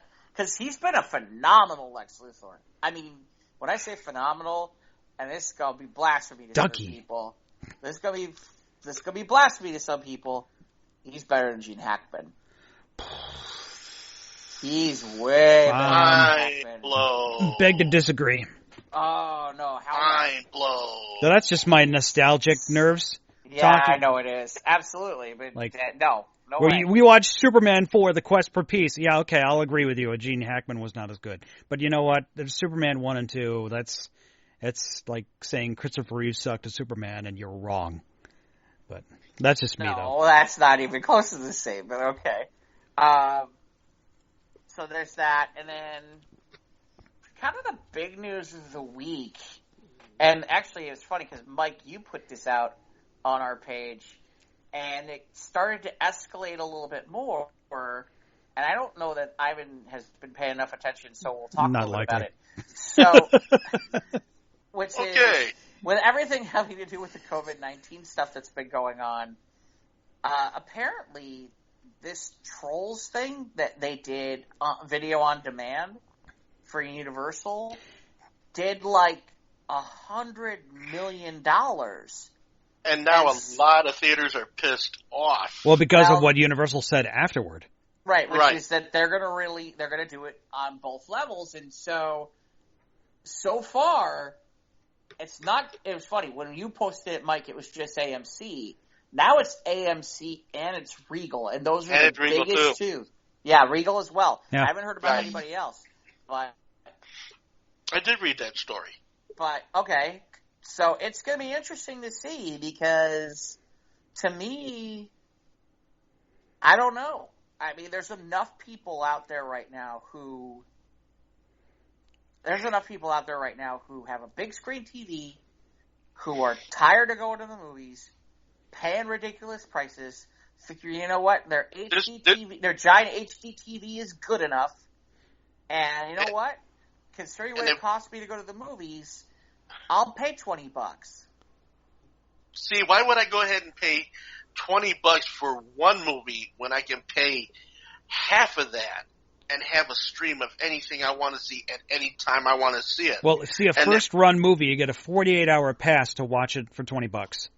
There you go. And that's your whole family. That's anyone you can invite in your home. Right, exactly. Right. Yeah. So I could go ahead and invite, when you can invite, you invite your family, your girlfriend's family, your boyfriend's family, and all the other members. And every December, everyone comes in and buys bolts to mount their TVs to the wall. I've seen so many people buy mounting brackets for their televisions, for their homes every year because they get the big sales on Black Friday and all through December and January because leading up to Super Bowl parties. More and more people putting really fancy TVs in their homes. Yeah, absolutely. And now we're in quarantine land, and we're all afraid of each other, so you don't want to sit next but here's the thing. Somebody who's coughing. Right. Here's the thing. It's not. And then they're loading all the they're loading all the state-of-the-art stuff that goes with the television set on top of it. You have all the comforts of home. You're safe. You're right where you want to be. You got everything you want to have right there, and you don't burn any gas in the car. Well, you don't have to worry about. You don't have to worry about things that are unsightly and having to be with other people. Hell yeah! Paying $6 let's take for it a step further. Bag of candy. Well, let's take it a step further. Let's really talk about this. So it's $20 for 48 hours. Yeah. Mm-hmm. You know what? Okay. Let's say you are a family of 4, 2 kids, two kids and 2 adults, and you wanted to go see Avengers Endgame, just regular Avengers Endgame. We're not talking about 3D or IMAX or any of that stuff. Okay? Right.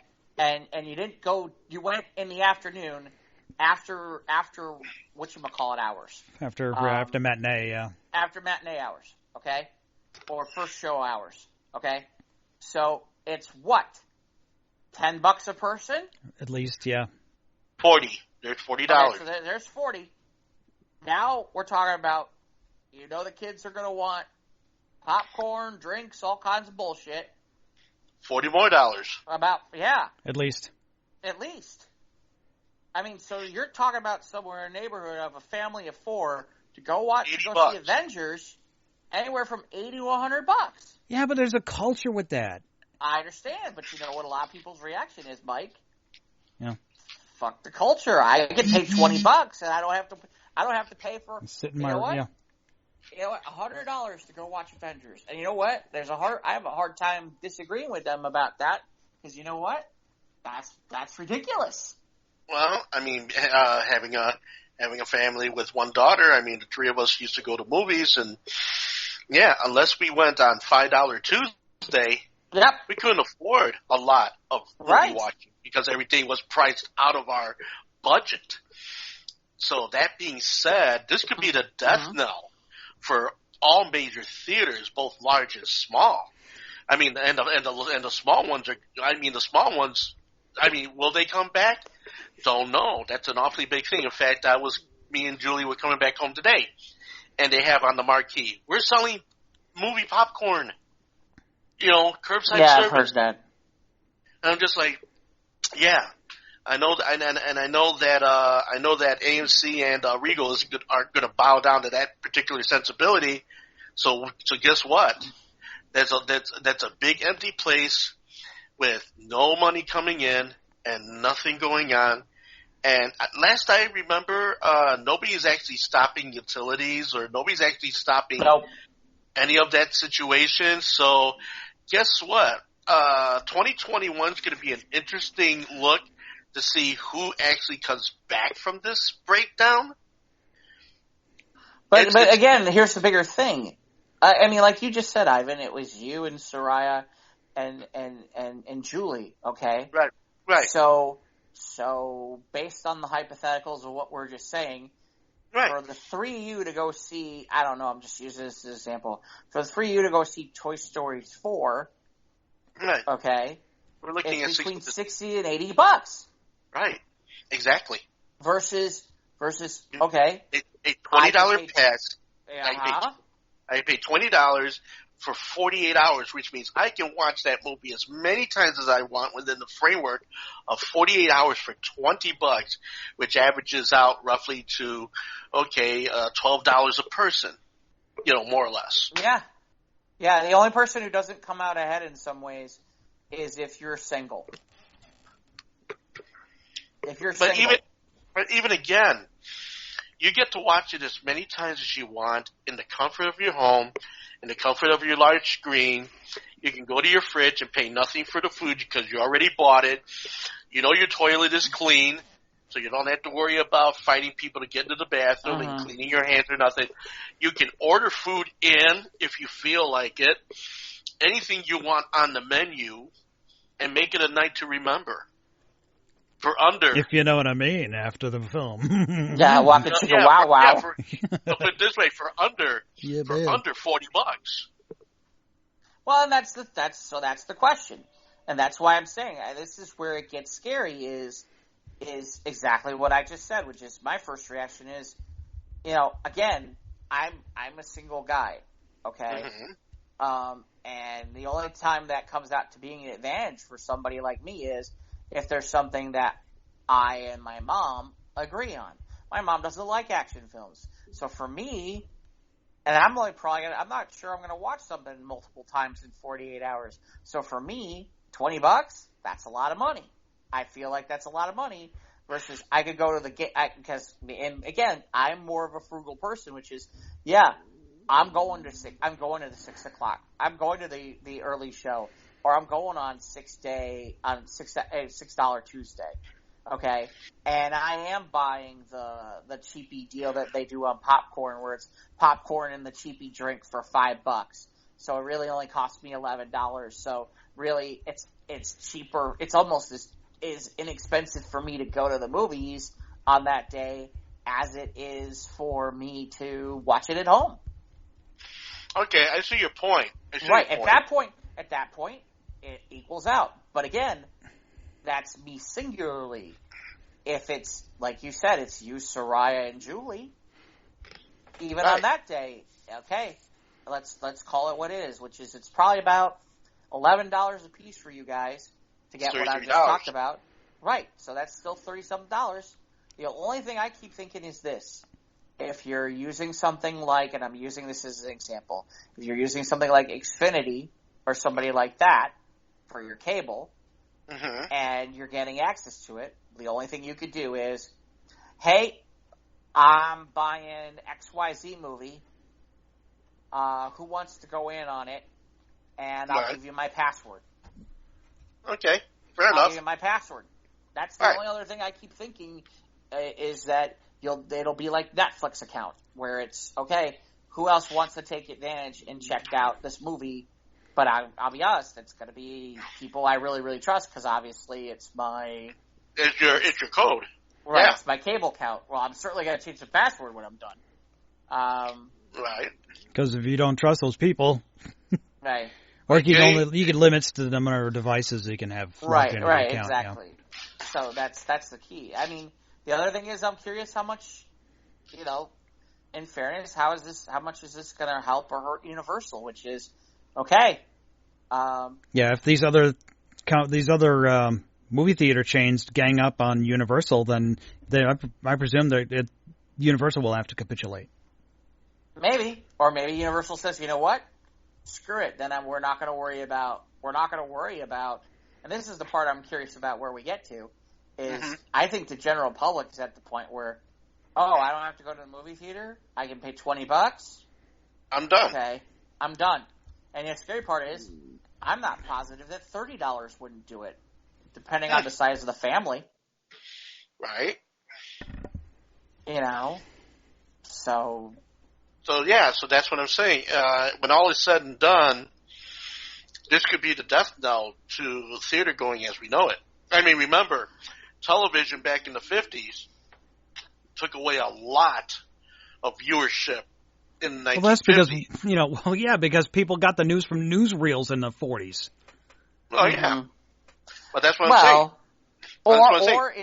Or is it, okay, there's two things that are going to have to happen for movie theaters to continue on, which is, one, you're going to have to be a lot more innovative.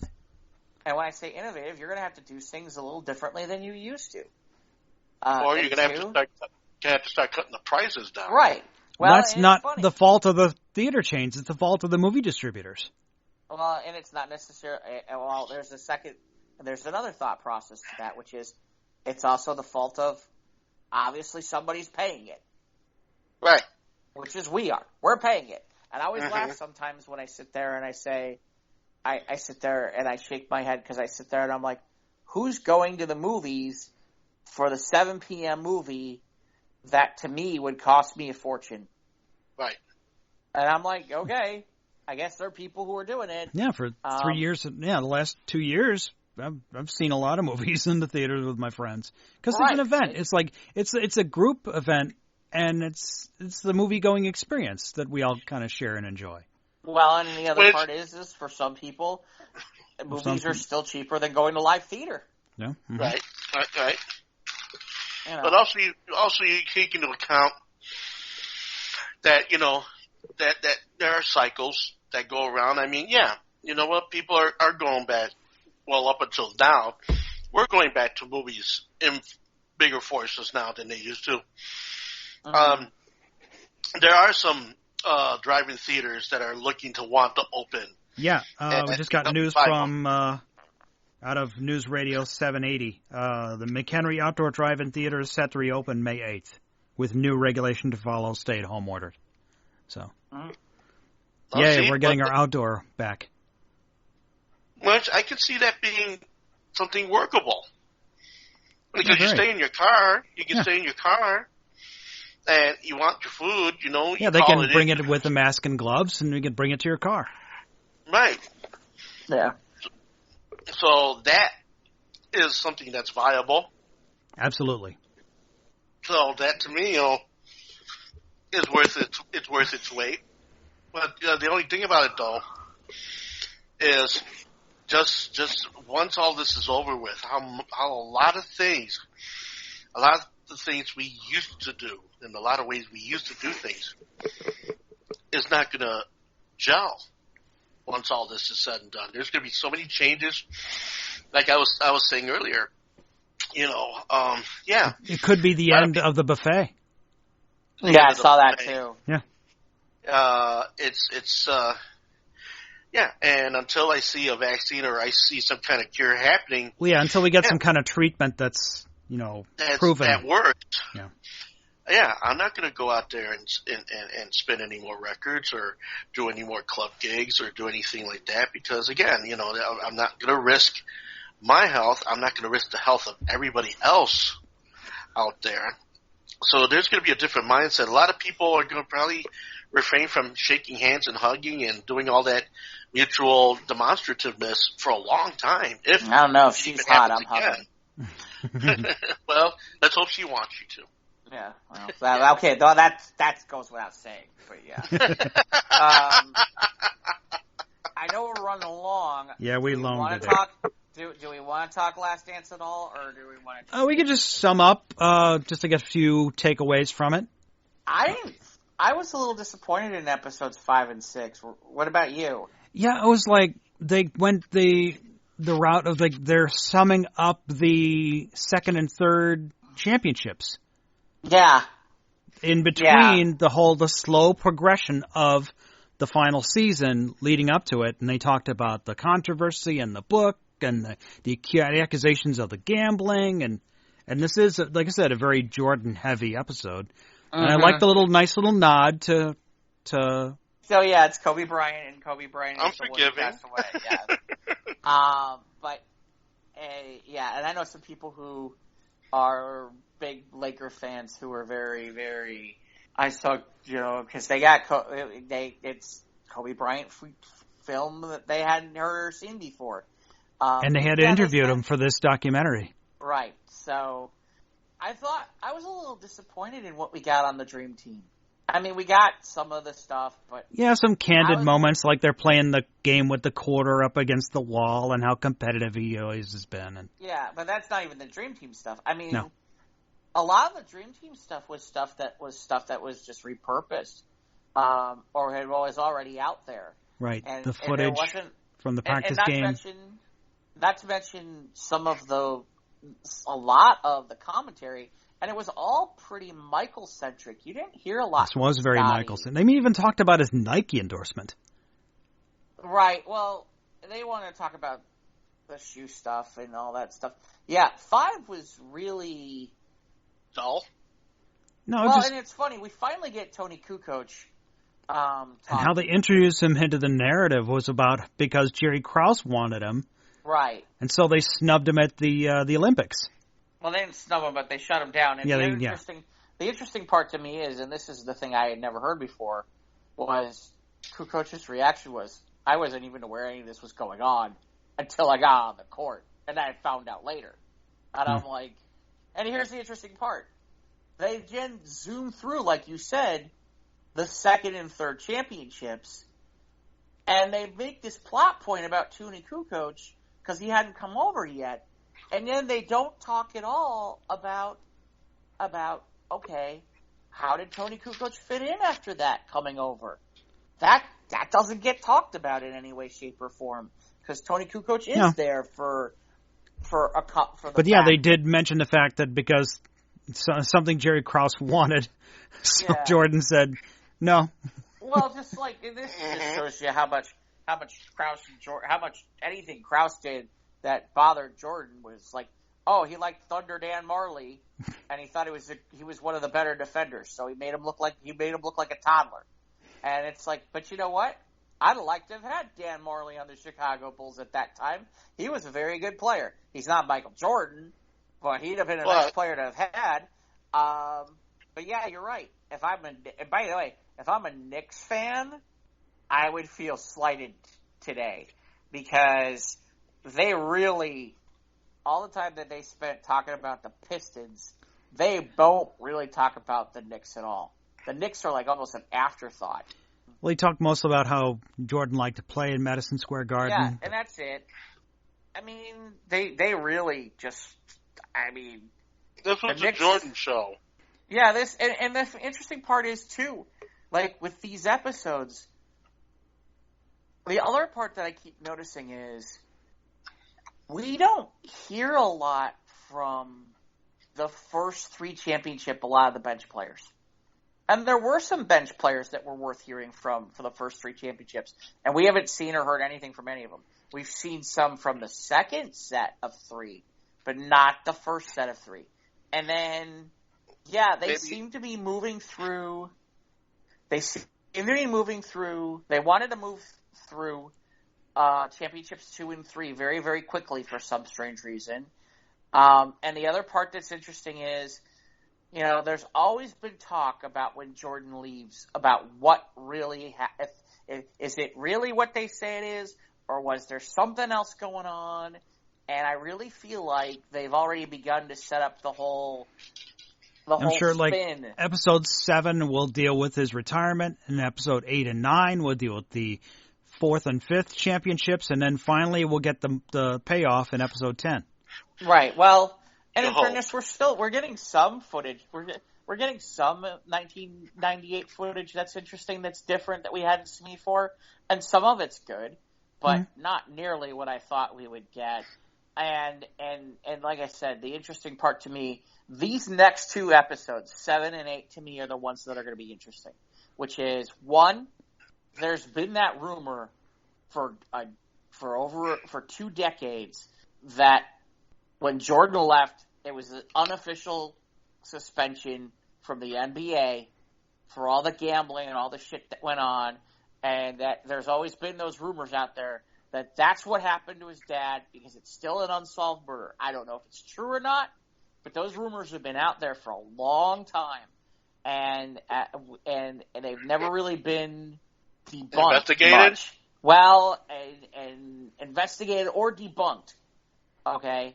And it does seem strange in some ways because it's like, oh, Jordan leaves all of a sudden at the last minute before the season starts, and not only does he do that, go play baseball, and then magically all of a sudden, at some point, he's like, I'm coming back. And that's it. And to me, it's going to be interesting, because that's one thing that's going to be interesting in the next set of episodes. The second thing that's going to be interesting is the first year that the Bulls were without Jordan, in my opinion, is the best coaching job Phil Jackson's ever done. Ever. Okay.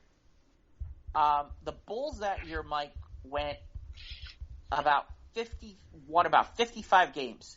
Scottie Pippen probably should have been the MVP. He was second in the voting for MVP that year. That team was solid, and there's two things about that team why it didn't make it to the finals. And I'm interested to hear about. One,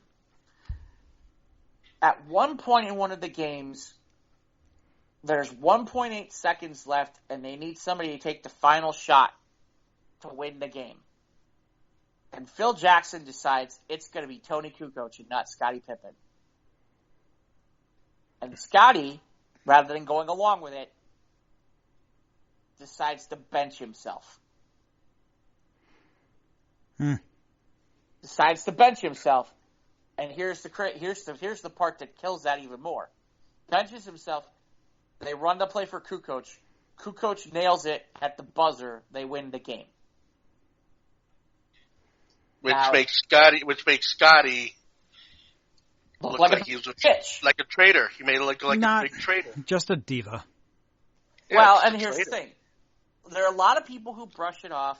Real Bulls fans, once in a while, when we get mad at Scottie, we'll hear, and I've said it before. I got 1.8 reasons why Scottie Pippen ain't as good as people think he is. And I've made that joke before, and I will continue to do so. And I like Scottie Pippen a lot, but I will never forget that. And I'm positive they're going to gloss it over. The second thing is about that run is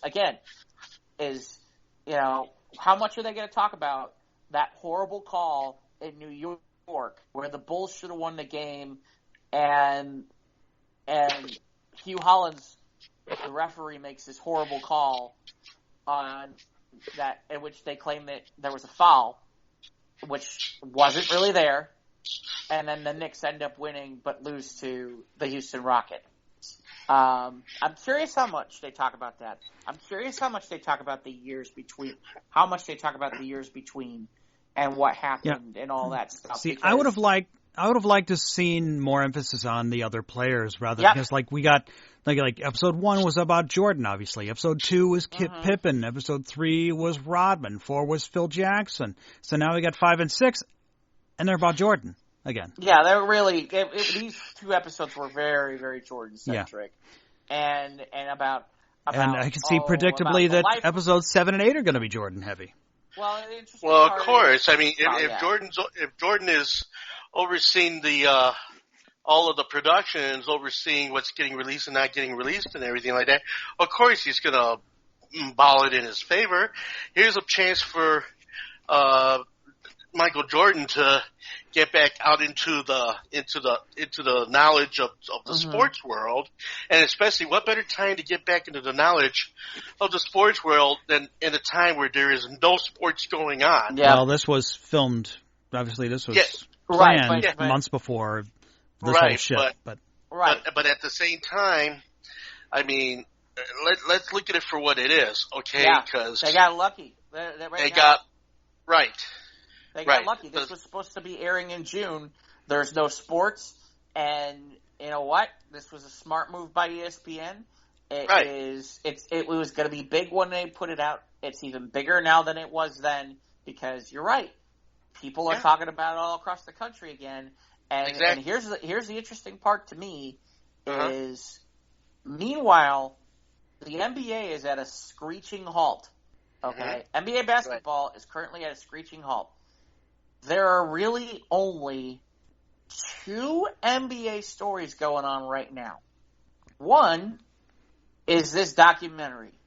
The second, ironically enough, is also the Chicago Bulls, what they're doing now about the fact that they replaced John Paxson and they have a new head president of the organization, and they brought in their first ever black general manager. Okay. And they went outside of the box on these hires, and this is all going on at the same time while Lance Stance is. I got news for you right now.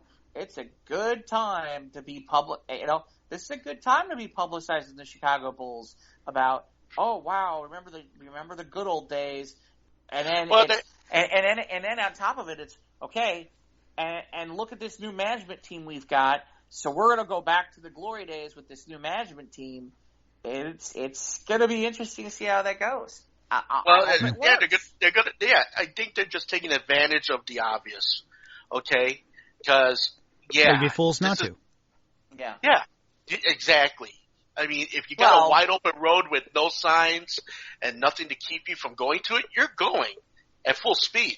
Well, that's the other thing I always laugh about too. Is I will say, yes, there's a lot of Jordan centric, and that's the problem, Mike. The problem is that you and I are like, I'd like to hear from more of the players. Yeah. Most people's reaction, it's all about, and this is where you and I have a difference of opinion from a lot of people, which is, yeah, I understand that you're going to deal with Jordan a lot, but does it really have to be 90% of the episode?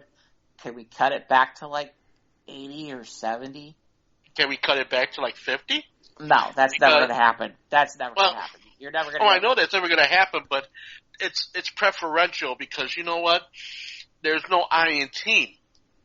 But there's an I in win. That's what Michael Jordan said. Yes, he did. Yeah. Well, he did say there's I in win. And that's what was it? What B.J. Armstrong said, that Michael Jordan played on a level that he found out how to win. He didn't play the game. He found out how to win. Like I said, if anything, the answer to your question, Ivan, and this is these next two episodes will be the episodes where if you were going to talk about a 50-50 split, they would come now. Right. They would come now, and the reason they would come now is because I don't know how much. The question is, are they going to talk about the year? I'm guessing that the off time is only going to be one episode, unfortunately, which is too bad because I think it's more. That's some of the interesting stuff, and I think it's only going to be episode 7. Yeah. And I don't think we're going to get much. I think if anything, episode 8 will be about the 4th championship. Well, actually, I think they'll gloss over the 4th championship. I think they'll go, or is this? I can't remember which one is the 72-win team. I think they'll go to the 72-win team. That'll be the big thing. Okay, so here's the thing, though. All right, you got Jordan who decided to go play baseball for a while. Well, he's just sick of the media. I think that too.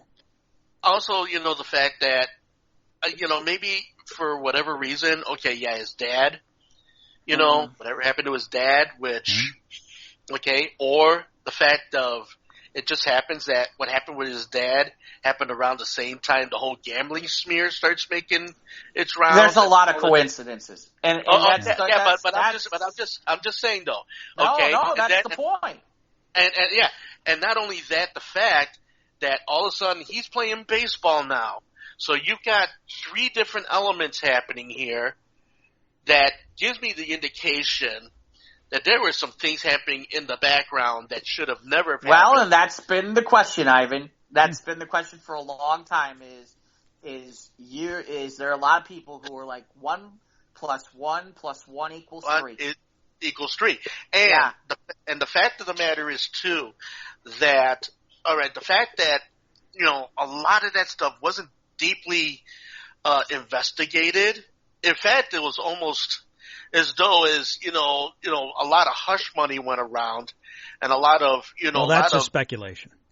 Yeah. Well, but well, that there's and no I got possibility. to tell you right now, any of that. Now it'll be interesting. If I was Jordan and I was involved in this, I would spend time using this time to debunk all this shit. Right. But I don't know that. I gotta be honest with you. Depending on how they debunk it, even if they do debunk it, there'll be still people going, well, look, this is just Jordan trying to spin it.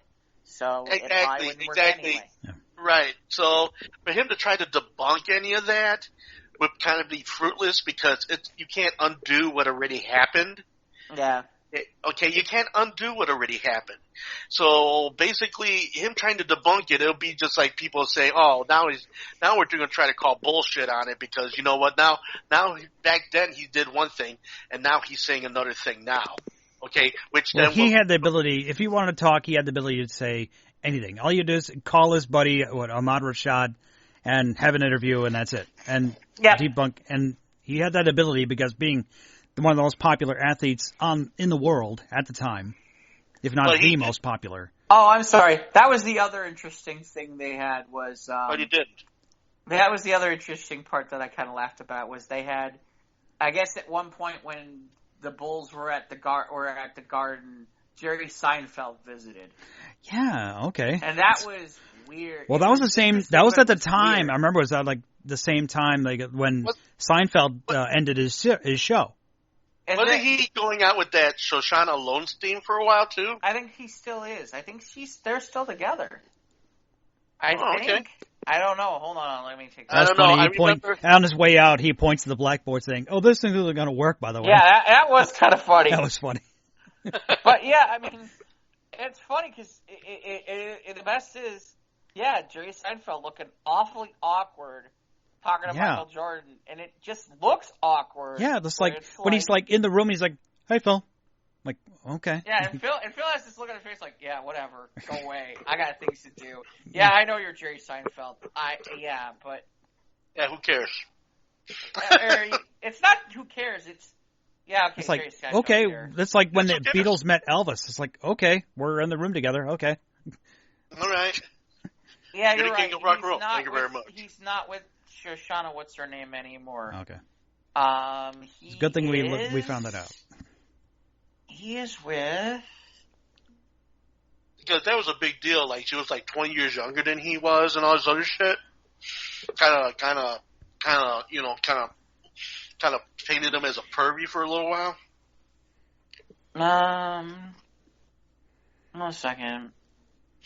But meanwhile, it's summing up. Yeah, this was still good, but I'm still wanting more out of it. So hopefully that 7 and 8 will give us a little more juice, a little more meat on the bones, instead of just this self-aggrandizing.